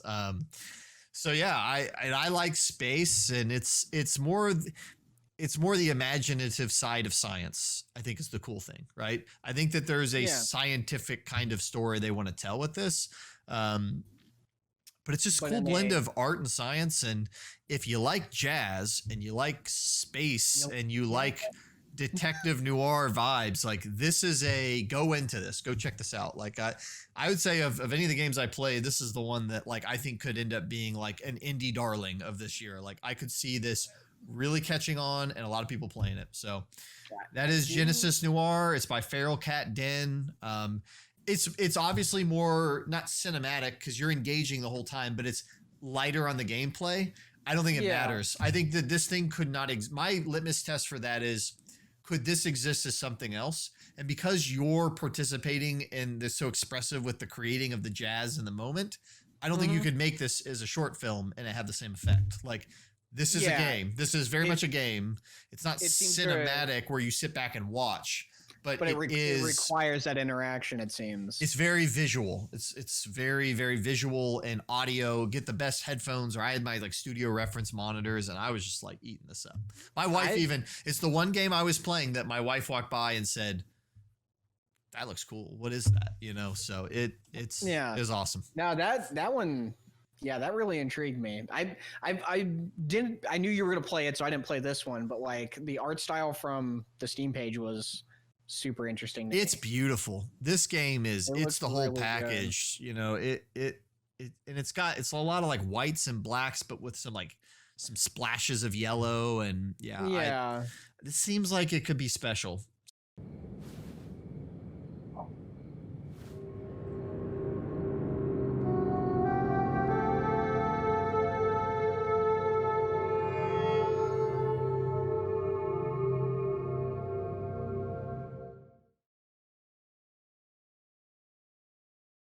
Go ahead with Amberial Dreams.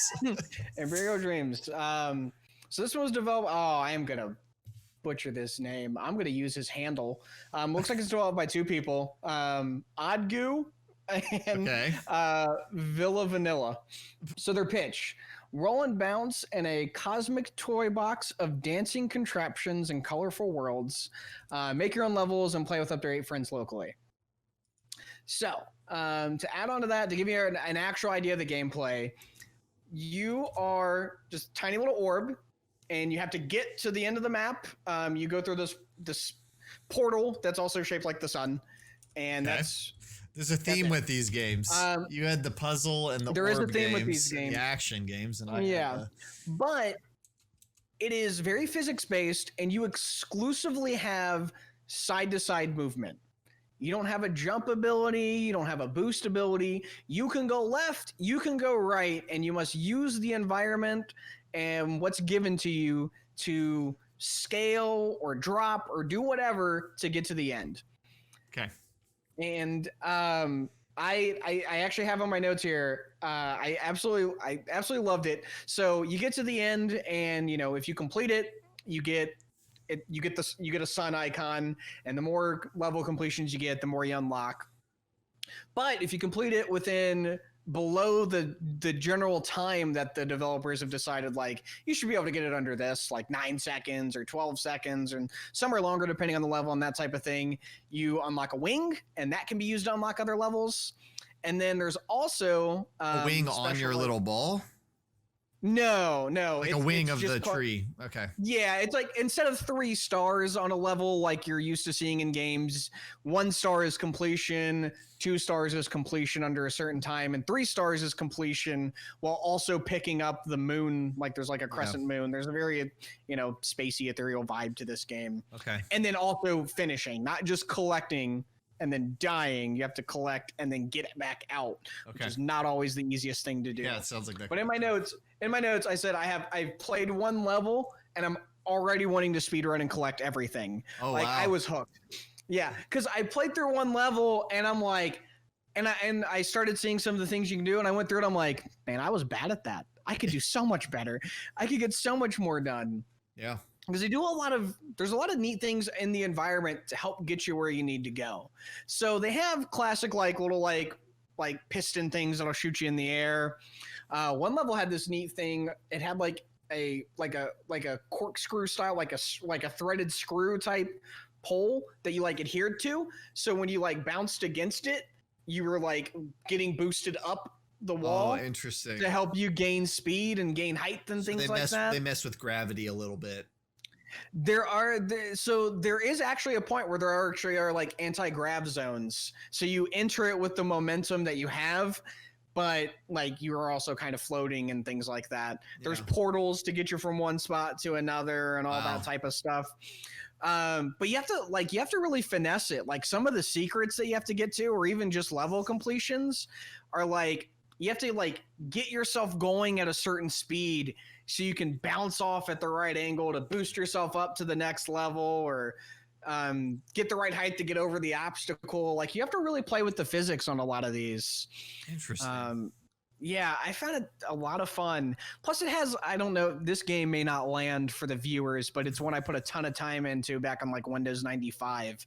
But The Incredible Machine. I don't know if you know this one. What's The Incredible Machine? It's a puzzle style thing, but it does a Rube Goldberg style. You start the chain reaction to finish the goal that you're given. That game sounds awesome. There's a lot. It's so much fun. Great game. I think there's a DOS port or on a web version of it. Check that out. There's also a huge amount of level creation with that. Obviously, you're making them all for yourself because it's Windows 95. But I played user submitted levels in this. In the demo? Yeah. Oh, that's cool. There was user submitted. Yeah. Oh, then this game could have a really, really a lot of legs when you start. Yeah, it could have a lot of because they were good. They were good levels. I really enjoyed them, and and it made you really think. And some people really took advantage of what you have to do to finesse this game. Wow. Now let me ask this. Sounds like it's more systemic than it is random, or there is only one way to solve this. Yeah. So it's you very solve specific. this in surprising ways. Yeah. You can game it. Some of them are pretty. So what it really gets to is it's surprising the first time, but unlike Triversal always ended up being the same solution every time. This isn't that. The way you would do it is very unique on each level, and they all feel really different and that type of thing. But once you get through it, you start seeing oh, this is how they wanted me to do this, or this is how they wanted me to finagle this, and that was a really cool way to do it. And now you're all right, I know how to do it. How do I speedrun it? Yeah. Like, what did I miss? What didn't I do? What did I just not execute correctly to be pixel perfect this run? Yeah. Like, once you know it, you start seeing how to like break it, as it were. Gotcha. Yeah, because there's one level, one of my favorite levels when I was like, I liked it from the beginning. Like I said, I wanted to speed run it early, but one of my favorite levels that it was a very simple one. You start, there's like 3 tiers, and at the end of each tier of like the shelf area, there was this like little triangle where you'd like pop yourself up, and you start at the bottom. So it's like you got to gain speed and pop yourself up to this level over here. Then you gain speed and pop yourself over to this level over here. And then you gain speed and you drop into the portal, which is floating like on a 4th level, but it's just in the middle up there, you know, that type of thing. But then you start to notice like on the 2nd level, there was like another like area that like you could bounce up a little bit and like go further to the left. And you're like, well, I wonder what happens if I do over there. So if I went over there, I'm like, oh, I found the moon piece. Yeah. And there I'm it like, is, all because right. you explored. Yeah, because Yeah. you get something out of exploring, but the moon piece isn't on my level. Like I can't jump, and it's high up. So you're like, well, now how do I like start bouncing so I can get back over and pick that up? Did you see stuff that was like, I don't even know how I would get that? The very first level, I still don't know how to get to the moon piece. Yeah, the Talos Principle was cool in that, because the Talos Principle was a game where you would like enter a world, and then there were like 5 puzzles in that world. But they had, the goal of the puzzles was at the end of the puzzle, you were collecting a Tetris piece basically. And then you would get all the Tetris pieces from the levels, and you would put them into a giant square. You would Tetris them into a square, and that's how you unlock the next area. But there were star pieces, little gold stars that were floating, that were in like weird parts in the level. They were in weird parts in between the levels, like in the hub. Like, let's say the hub was like a giant pyramid. They'd be on top of the pyramid, and you just be like, I have no idea how I would even conceivably get to that. But it was like this constant, like no matter how good you were getting at the main puzzles, it was this constant gear that was always turning about. I'm missing something. The like larger area. Yeah. And yeah, this game gives off that vibe. That's cool. Because it has distinct like regions, as it were. So like one area has a similar like level type design and look and things like that, and then you go to the next region and it has a different design where it introduces some slightly different mechanics, and you have to perfect a different way about speedrunning the levels. So it has a lot of those, and like I said, you unlock them by unlocking moon pieces and the wings from getting things done in a fast enough time and that type of thing. So that's how you kind of progress through all the stages. You've sold me. This sounds cool. Oh, it's so much fun. And it's got multiplayer. Like, it's got multiplayer. We weren't able to play it. It does have multiplayer. I installed it to check that out with you, and then we couldn't access it. Yeah. Demo, so I'm interested in seeing what the multiplayer will be. But yeah, so we can I did find it where we were in the right spot, but they say coming in the real game. But I will say that I absolutely like, because I wanted to speed run, the like drive to keep getting better is so strong. There was one level, it's like, yeah, you should be able to complete this in 7 seconds, and I'd get like 7.15 and just hate. I've been getting into that. Those games that have the short like turnaround. Hitman is that way. Hitman has like levels. There's 6 main maps on each game. But there's user created contracts on those levels. And so like I was getting into like, okay, here's a user created contract. And one's called like, I'm off on a tangent, but I love Hitman. One's called like, kill the hippie, you know, and basically he's not paying his rent. So they put him in an apartment on the map upstairs where you normally can't go in the game, or where you don't normally go. And so like I went up there, I dodged the cameras, I shot him, I rappelled down the gutter, and I went to the car. It took me like 2 minutes. Somebody completed it in 14 seconds. So I was like, how did somebody do this? So then I was like, okay, so I started on the park bench, and then I turn around. I'm like, oh, I can see his window. He's not looking out the window, but if I hide behind this mailbox, I can shoot the window. He'll walk up to the window, then I can shoot him in the head, and then I can go to the car and right by the car. I did that. I did it in 20 seconds. but the world record was 14. So then I was like, okay, how do I shave off time? Okay. So right now I'm waiting because those two people are going to walk by and I don't want to shoot before they see. But if I go on this side of the building, I can do the first shot. They walk by, I go right by where I'm going to exit, shoot them in the head, but then I have to be perfect. And I did it. It took me like 16 tries, but it's 10 seconds per try. Like, what does it matter? Yeah. It took me like 20 tries. I'm doing it for 20 minutes. I finally get a run 15 seconds. Puts me number 18 in the world on this user contract that, you know, Bozo69 made. And now I'm like, how can I shave off 0.6 more seconds? Because it's like, I like that speed running element of community generated stuff. Because you're right. It's 7 seconds. There's no commitment. It's just what's the gap in my ability and my ability to shave off the time. Yeah. And so you'll find, and for me, I'll find myself like, I'm like, all right, I got to shave off like half a second and I'll do a run. I'm like, that was a bad bounce. Reset. Yeah. Reset. Yeah. Or like I went too fast off of that. So I didn't hit the thing at the angle I needed to. Reset. Yeah. Like, that's cool. That's how you know a game's got you. It's the same thing as the loop here of like, I could go around this one more time. Yeah. Because you're right. Small time commitment. Yeah. But like, it's also a small time commitment and I have like 30 minutes of gameplay on it. Yep. And I didn't even complete all the levels, by the way. Like, I got to some levels where I'm like, this is really freaking hard and I'm getting frustrated. I'm going to go try and speedrun. Yeah, there was a lot in that main menu when I loaded in. Like, there was like 4 different places I could go and I could roll down that ramp and I go to, so.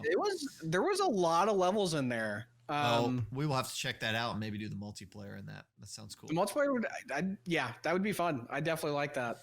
Any other thoughts on Amberial Dreams? I only really played 2 puzzle games, but this one was easily the better of the 2. Yeah. Also, just one of the most fun puzzle games I've played in a long time. I really liked it. There's a ringing endorsement. That's awesome. All right. Yeah, that one. I haven't said which ones I'm going to pick up, but I'm probably going to pick up this one. Yeah. I could see that. I liked Triversal, but this seems like it's got just a little bit more going on. Okay. All right. My last game that I'm going to talk about proper is Dorfromantik. And I think that is supposed to be like Dorfromantik. I don't know what a Dorfromantik is, but like, I know that sounds dumb, but like, I think it's saying something romantic. Weird freaking title.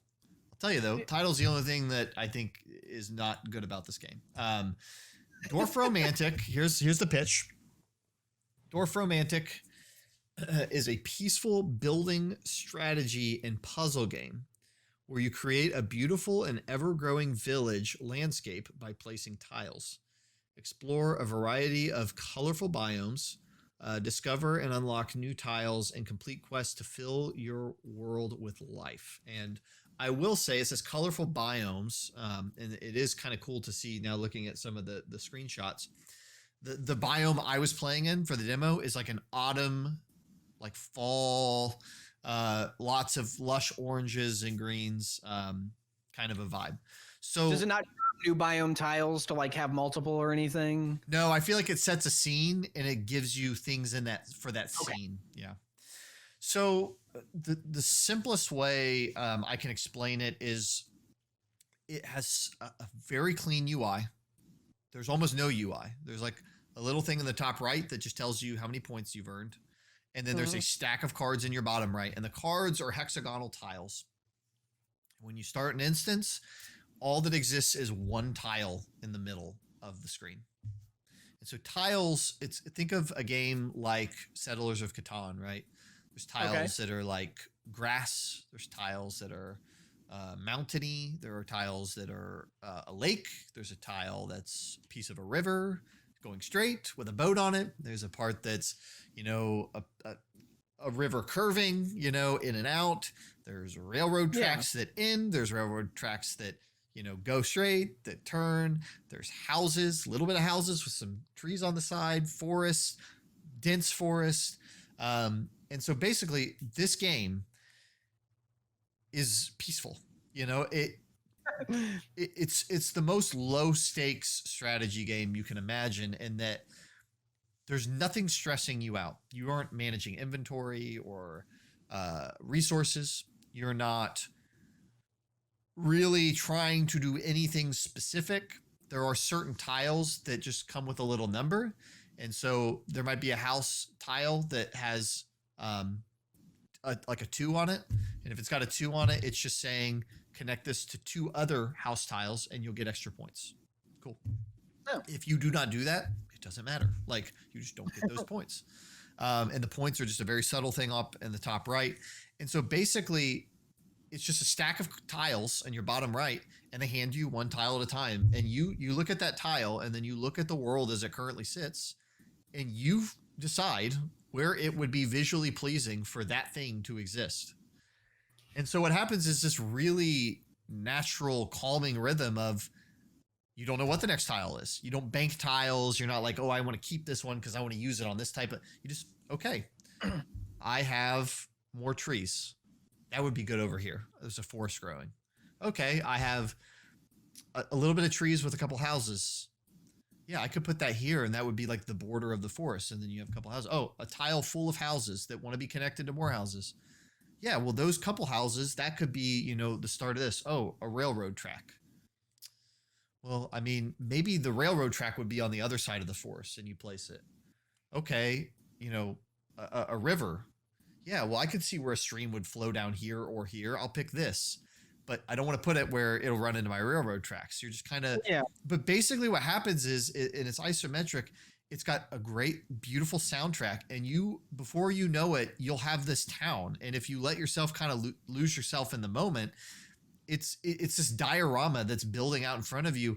And as you start to piece it together, cars start driving on the little roads and boats start going down the little rivers. And then you're like, I would love for those people to have a lake and then when you get a lake tile, I'll put that right there. Right.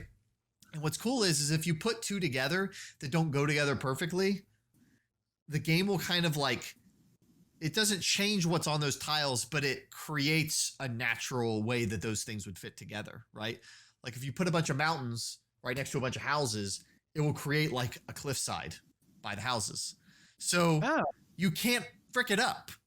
And there's something really nice about just listening to that calming music, getting the cards. And there are moments of tension of like, okay, I've got a couple railroads here that are coming down this way in the area of like some water. You know, why don't I, you know, like try to divert those things this way and really happy, like I get like a Bob Ross vibe, like happy accidents occur where like you've got these 2, the first time I discovered the lake tile, I had these like different streams that were coming in. I was like, I can't really make sense of this. And then I got a lake tile and I put it in the middle and it pulled all of those separate streams into like one place. And I was like, oh, that's the answer. Like there's a lake and it has these streams going off of it and they're at the base of this town. And, it's just cool. It's just a cool, calming game. The demo was that you get 85 tiles and then it ends and you see how high of a score you can get. I played it through once and then I was like, I want to play that again. And I literally sat there and played it again. And then the next day I was still thinking about it and I just played the demo again. Same biome, same music track, same 85 tiles, just different orders and random. And I just played it again because it felt good. It just, everything about it feels good. It's well made, really good music. And it's just, I'm down for playing that game when it comes out. I think it comes out March 25th. It's from Tucana Games.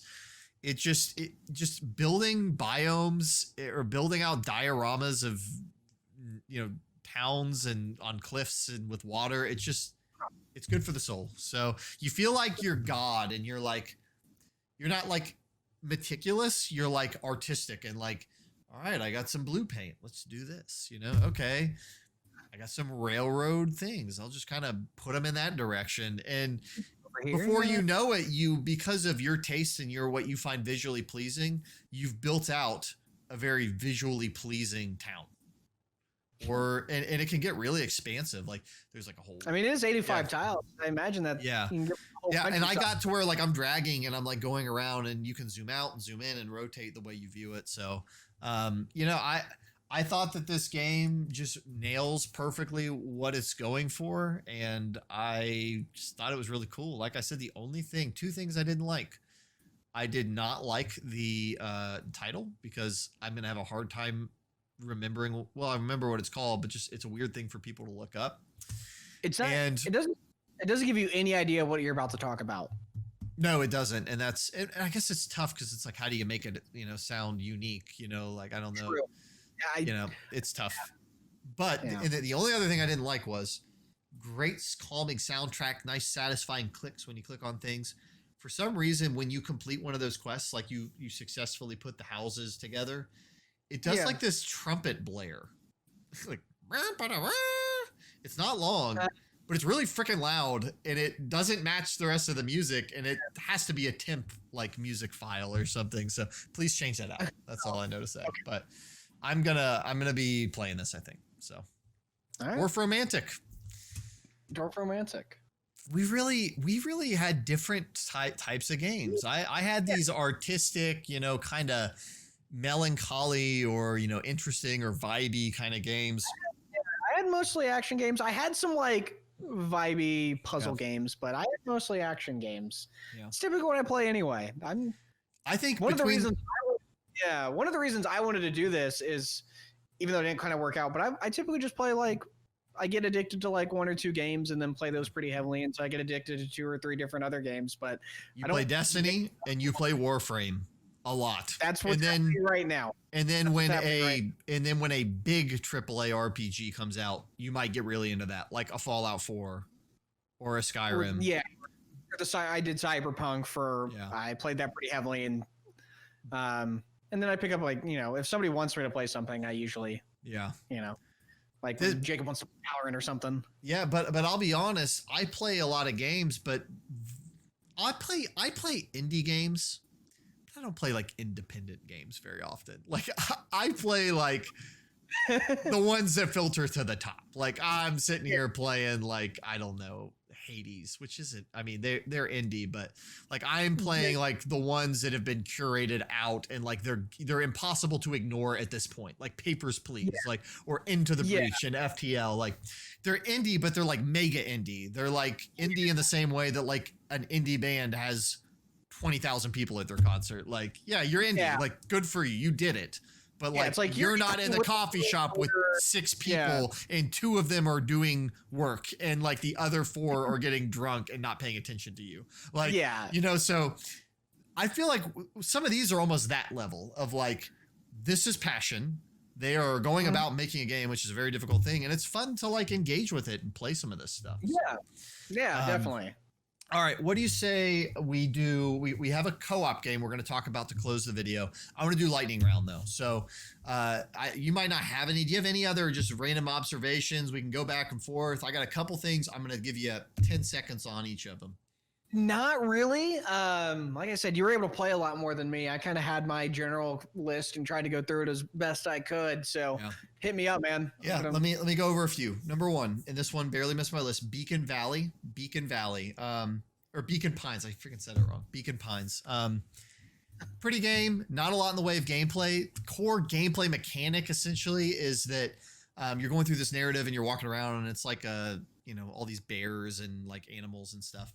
It's like narrative driven, but what's cool is the gameplay. The only thing where you really have agency is it's a narrative game, almost like a visual novel, is when you encounter certain things in the world, you unlock a word, right?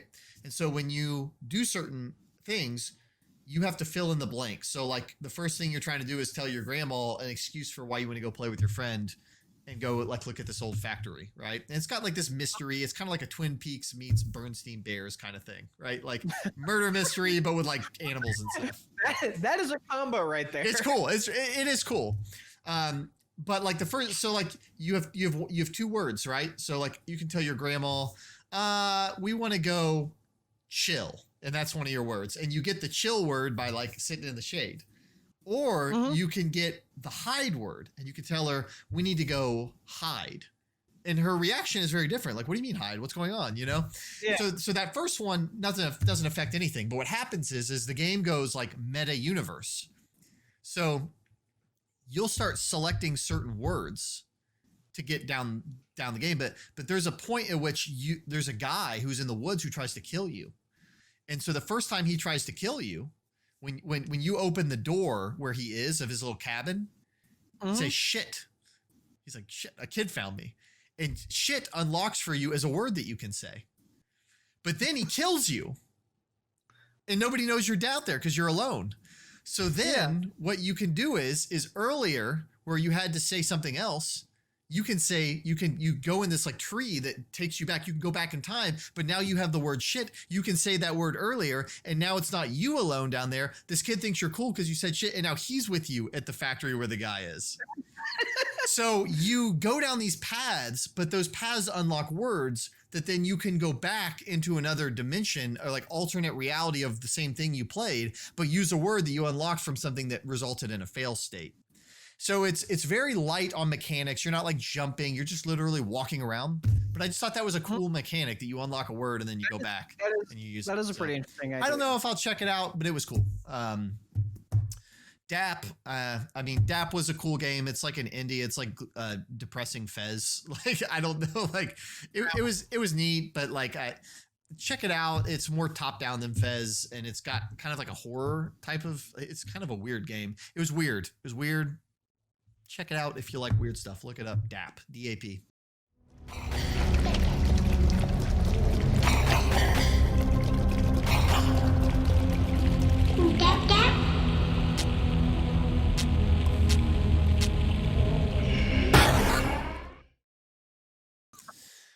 One Dream. This is a game that I thought I would really like. I don't hate it, but basically, the game developer thing you were telling me about? Yeah. One Dream is One Dreamer actually. Basically, it's like this melancholy kind of mood piece where like it's got gorgeous pixel art, and it's like it's like a sunset, and there's like a guy developing a game in his pixel art, and there's like the sun setting, and he's like depressed that nobody wants to play his game. Something like that. That was my gist. I might be blowing over some of the context, and then he's talking to like a girlfriend or like a friend that's he works on the game with, and they're talking about what kind of game should it be. And then he's like in this world, and like the world, it's like he can't get in this building. And so you're like walking around outside the building. And like, there's like these, kind of like joke versions of like an esports player who's like mad, like release the game. This is hurting my career. And then there's like the person that covers the game, journalist. I don't know. There's like these archetypes of angry fans. Here's what I'll say. I can tell from the demo that it's a deeply personal game. It seems like the guy was making a game and wanted to make a game about what it's like to make a game. The gameplay part of it is super freaking cool. What happens is you walk around the world, you can put your cursor on certain things and you can interact with them. When you interact, it opens up a full file structure. And the file structure lets you select, it's like code. It's like a simple version of code. You can like select the object and like change. Like the first thing is you walk by like this stand that's telling you, be careful with your VR machine. Well, you can like hack into it and you can change the code to where like it says voice line 1 is like the thing she's saying when you walk by it. But then there's a test voice and you can play that. And she starts saying the line when you zoom out, but then she says, oh, F, blah, blah, blah. That was a bad take. And then there's like a third one you can pick that's like music, And so you basically can go around the world and you can click on things and edit their code to open doors or make a duck wear a sailor outfit or make a duck meow. And so you can change you can literally go into the duck and change the quack.mp3 to meow.mp3. And now that duck just meows, and so it's very systemic. It seems really creative. I maybe was not in the right headspace to approach it when I did. I played a lot of demos in a row because I could see that. It was trying to go for this kind of like moody. It came across kind of patronizing to people that look, game developers go through hell and they get hate mail and they get pressure from investors. And so, I'm not saying that this guy is wrong. I'm just saying whatever he was trying to represent to me, when I'm checking out your game, telling me how much you don't like it when people bug you about your game just kind of makes me not want to play the game, despite the cool mechanics and cool pixel art. And that's me. There might be other people that check this out and be like, oh, I don't think about it that way. I mean, we made dweebs. Like, we're obviously sympathetic to like the cause of people that go through. I played a game developer on the show. I'm not a game developer, but like I read a lot. Like I care about that. I'm not hating on the guy that made this. I think he put in a lot of good work. There's a lot of good stuff here. Just wasn't connecting with me on that level. And so I turned it off and I don't know. So two more. Two more. Narita Boy.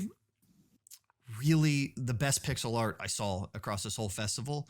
There's a lot of pixel art in this festival. It's That's so a thing good right now, looking. it seems. You play like this guy that's inside of a game, and it's like the kingdom is like the source code is corrupted, and like the enemies are bugs, and like you are like this failsafe that the creator put in the system to clean it up. And as you're going through, you're unlocking the memories of the creator, which is actually telling you about his real life. So it seems like there's like a whole structure to the meta narrative of the creator of this world.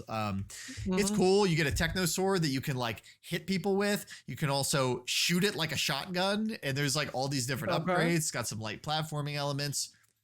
I just didn't. It was cool. And it was well put together. It felt good to play. I don't know, something about the way the narrative was. It just was constantly giving me big text boxes to read. I would prefer more of a Hollow Knight approach, which I think is fair. That's an indie team to, hey, your world's interesting. I'm into it. Leave a little bit to mystery. You don't need to give me a text box literally every 10 feet I walk that is 3 to 4 sentences long that I have to stop and read. And maybe they felt pressured in the demo to give people a sense of what the story is, but they've built a cool enough world that's visually interesting and mechanically sound. Lean more on the mystery. I don't need it to be dictated to me exactly what's happening the whole way. And that's a design choice, and that's fine, but it was enough that I just kind of, I actually didn't finish the demo. I played it for about 25 minutes and I liked it. I still might go back to that one because there's something special there, but I would prefer it if they went a little more hands-off with the storytelling, at least in terms of what NPCs I talked to. I'm not kidding you. In 25 minutes, I talked to between NPCs that were explaining things to me about the world, not mechanics, explaining the world, and then like these like digital boxes that would also explain the world. I was constantly being bombarded with reading in a way that doesn't mesh with the core design philosophy of that style of platformer action game. So, okay. That's that. And then last one, Hidden Deep. This is Ted the Cave Diver meets Alien. You're going down in a cave, and it's very physics based. You have like a grapple gun and you swing. You can shoot these bugs. I don't know. It's very exploration based. Good dark atmosphere. I fell in a hole and I couldn't get out of it. That was kind of, and there was even a place in the menu, if you pause, that says, I fell in a hole and can't get out. So I clicked that, and it said, okay, you're going to give up all your lives. Are you sure you want to do this? And I was like, if it's game over, why don't you just give me a restart button? Like, just give me a game over. I thought it was going to be like, I could give them feedback, like, hey, I got stuck. But no, it was just like, are you sure you want to do this? You're just gonna have to start over. And I was like, I mean, yeah, I'm actually stuck. Like, I'm truly stuck. But here's the thing about that's weird. Yeah, that's weird. But here's the thing about Hidden Deep, because I did kind of like it, and I might keep an eye on it and see, how it turns out. Best fall to your death physics animations ever. Like, you would I would like shoot my grapple gun and be over this giant chasm and let go and just fall, just break my neck falling down and just splat. Just my arms and crap would fly off and just some skate level destroying your body. Yes, exactly. And it's like 2D, so it's like, but I could wait to it. It felt good. I think it seems like a fine game, and it seemed like the caves were pretty expansive, but yeah. So those were kind of my lightning rounds. Narita Boy, DAP, One Dreamer, Hidden Deep, Beacon Pines, all games I liked elements of, but didn't quite make the cut for a full deep dive. Yeah, I'm not sure I will return to those.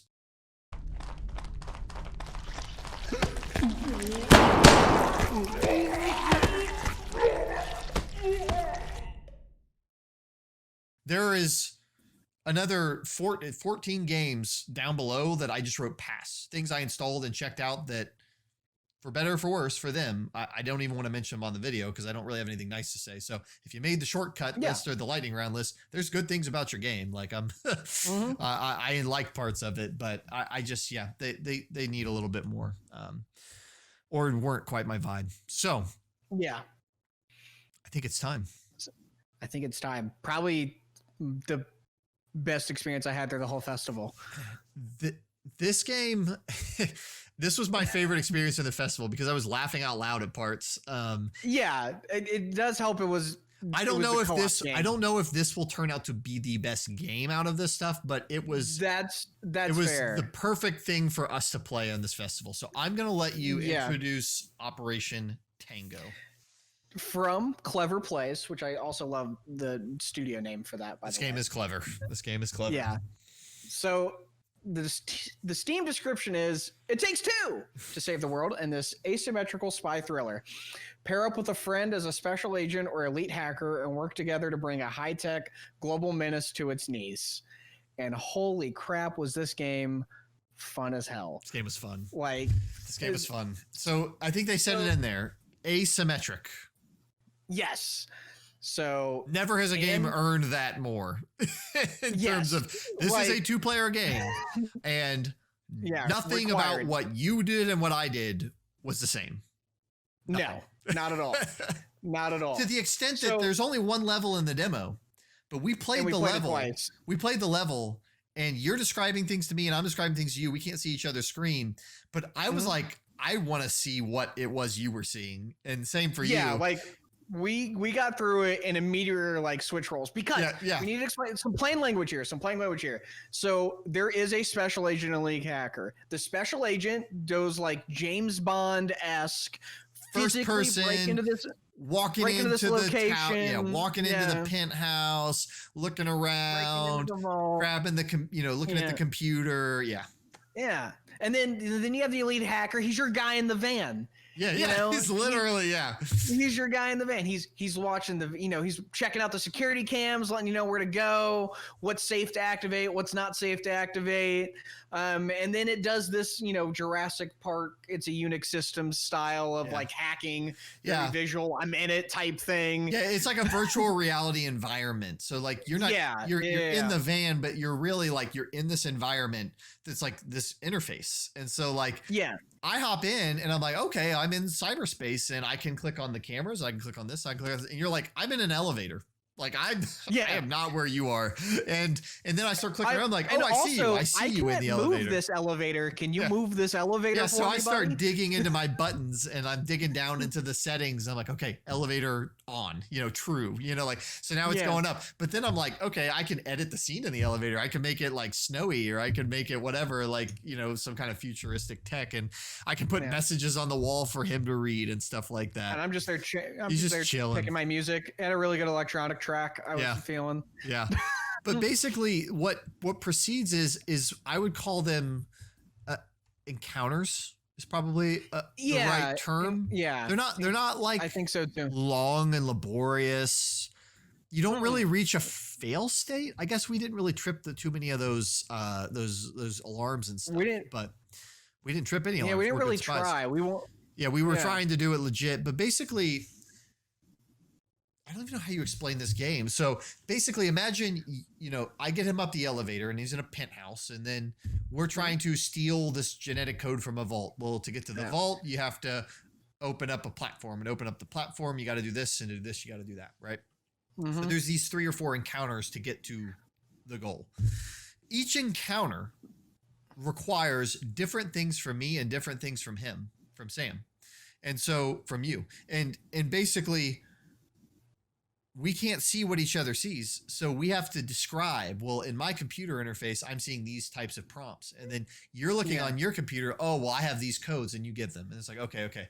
But then, so that was one element was like, there was like one puzzle where we didn't realize it at first, but like basically what popped up for both of us was like a ball. And then it was like a little like 2D like thing. And we had to move the ball. Simple puzzle. Get the ball and the goal at the end. Yeah.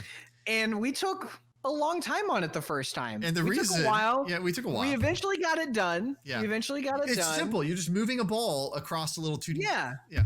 But it felt like it was fighting you the whole time. I felt like I couldn't quite get it to do what I want. We're saying, I'm going to try and do this. And you're like, yeah, I'll try and do that too. And Which are like, or like, I did it this way, this is how I got it done.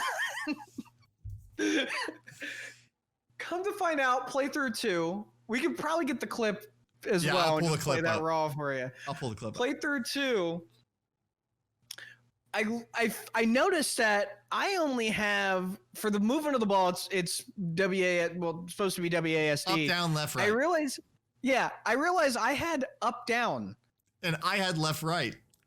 so, and so we were controlling the same puzzle. And we didn't freaking realize that the whole first playthrough. Whole first playthrough, I'm like, why is the ball doing what it's doing? That's not what I wanted it to do. And I'm like, I'm going up, and you're like, yeah, I'm trying to go down, but this wind is pushing it. I can't. Yeah.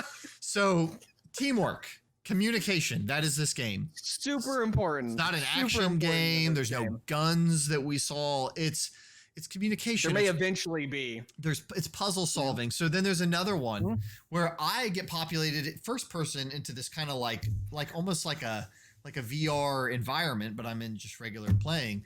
And I'm like, okay, I need to get over on this platform because I'm virtually walking through the space to hack something. And I'm like, okay. Yeah. Now my view of that is a 2D grid. Like Minesweeper. Like safe platform, a bunch of black squares that I assume is the floor is lava, safe platform, and then walls. But I can draw out these tiles. I can build him a bridge. And so I'm like, all right, I'm just going to build you the bridge over here. And there we go.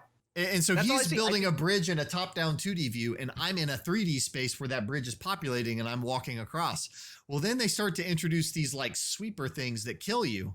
So I'm trying to tell him, yeah, build a path down here, but then that thing's going to get me in this and this. And so he's trying, and I keep dying. And I'm like, do you not see these things that are trying to kill me? He's like, no, I don't see that. I just see a map. And so I have to explain to him. And I see tiles disappearing sometimes. Yeah, so there's something erasing his tiles he's making. And so I am like, okay, start building now. And then I see that he's building, and then I'm running down. Okay, give me the left side. Now give me the right side. Now give me the left side. And so we're juggling that. And so that was a really cool, that mix of 2D and 3D environment. Yeah. The puzzle was really cool. That like keeping just the right stuff away to like really need that engagement between us. Yeah, yeah. That like holding the right things back. They make it to where you could easily do it together. And then they strip a couple details from each person's view. And then you have to figure out the thing that they're not seeing. And so we learned as we went along, it's similar to how we play Destiny 2 when we're trying to solve like a raid encounter. It's a lot easier than that. But if you see something, say something. Oh, when you do this, you see, I don't see that. Like there's a room that he walked into and I could see it on the camera. Well, on my camera feed, I could see 2 spots in this giant black grid, this giant black box that he's walking on. He doesn't see anything.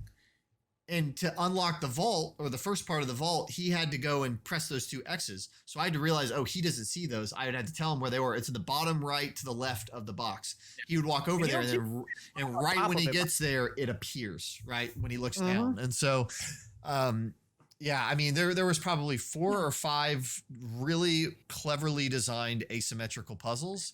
It got me so intrigued on what more they can do and like where else they take it. I am super interested. We played that encounter twice.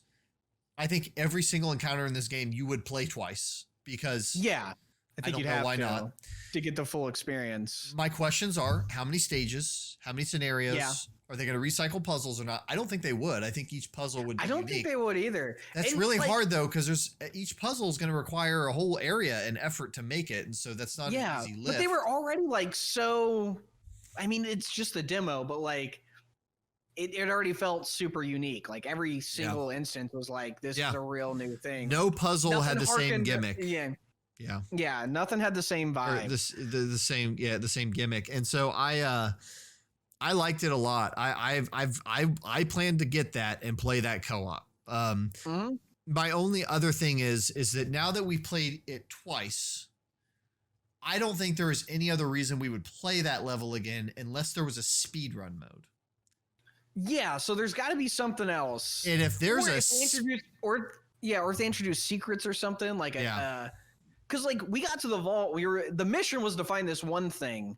But there was like a bunch of other things. Yeah. Like if there's like hidden objectives or something, some other reason to go back. There were like other things we didn't use. Yeah. And so I just thought the game was cool. I like communicating and being like, well, on my screen, I see this, this, and this, and then it says this and this. And then you were like, oh, the sixth thing you said, that's the only thing I need because that's the data point that I need to put into the system. And we were turning dials to like, you know, like I don't know, unlock like dodging laser grids and like trying to read out the code in time so we can put it in. And so actually, now that you mention it, there has to be either other objectives or something, because even in the demo, there was, on the hacker side, there was things blocked off. There was things you couldn't do. I only interacted with the cameras and like one other thing, and there was like 4 or 5 other things across the front. So the demo did enough to sell me. The demo did enough to sell me on their design. We didn't get stuck. It's so easy with this to make it to where you get brutally stuck. Like they make it too freaking hard or something. Yeah, like they made it challenging, but not hard. I don't know if that works. I don't know if anybody's gonna get what I'm saying with that one. Yeah, it was the perfect amount of difficulty for us to chew on for a minute and then figure it out. And they gave you enough to like. We didn't really try to hit a fail state or anything, but they gave you enough like risk to hit one. But like not force a fail state if you messed up or something. Like when we were dodging the laser grids, I was able to like get in and out, like read the code off, or if it got put in wrong, I could go back even though it changed. And like they made it. They didn't like. You have more than one shot at something. You have more than one shot at something. Or like when I was in the virtual world and the thing was making the tiles disappear. If I died, I just respawned back at the last place. They had checkpoints in that instance, which was nice. You didn't have to go all. And it doesn't affect the other player. You just pop back up yourself. Yeah.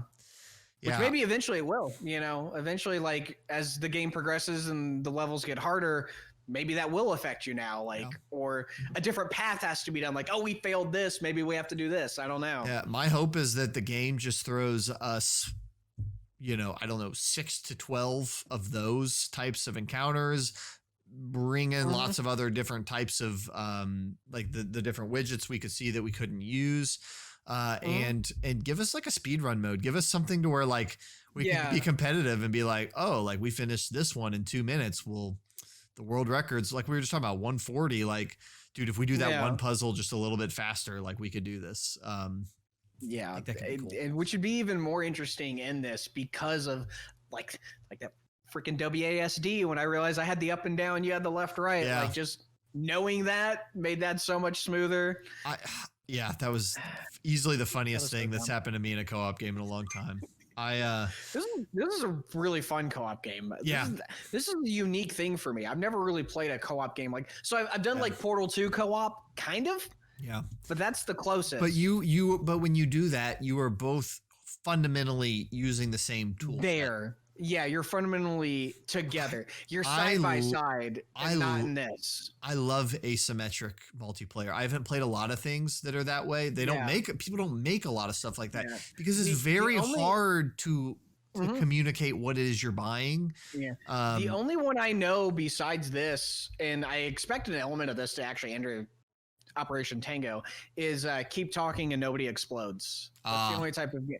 That's the only other type of game I really know of that has a similar vibe, where like you're just on like two completely different things ultimately trying to make get each other the right information. That sounds cool. I need to check that one out then. But this one gets props for creativity. This was very different, super creative, and super well put together. Yeah, like super well designed. I like the art style. It's more of a. It's very and they don't overcomplicate it. It's like a kind of like a not cell shaded, but very colorful. Simple textures. They're not trying to.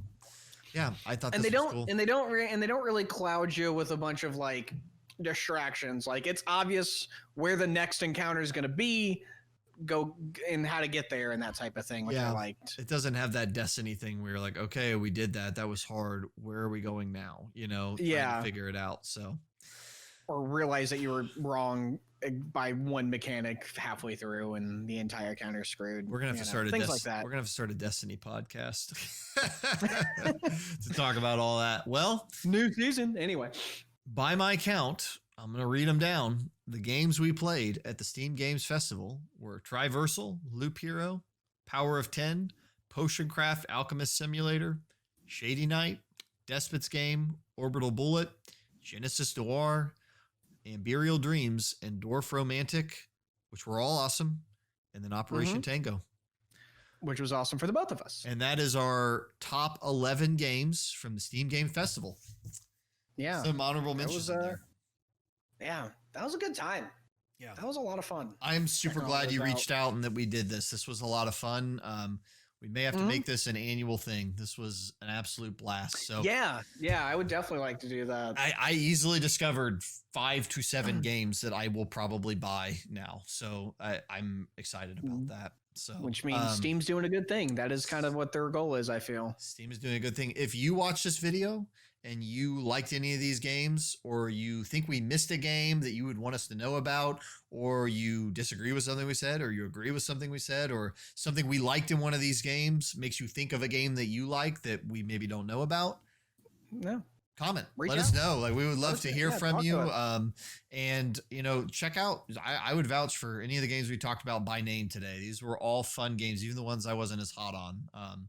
Some really good stuff out there. So this has been a blast. Sam, any closing thoughts? Yeah.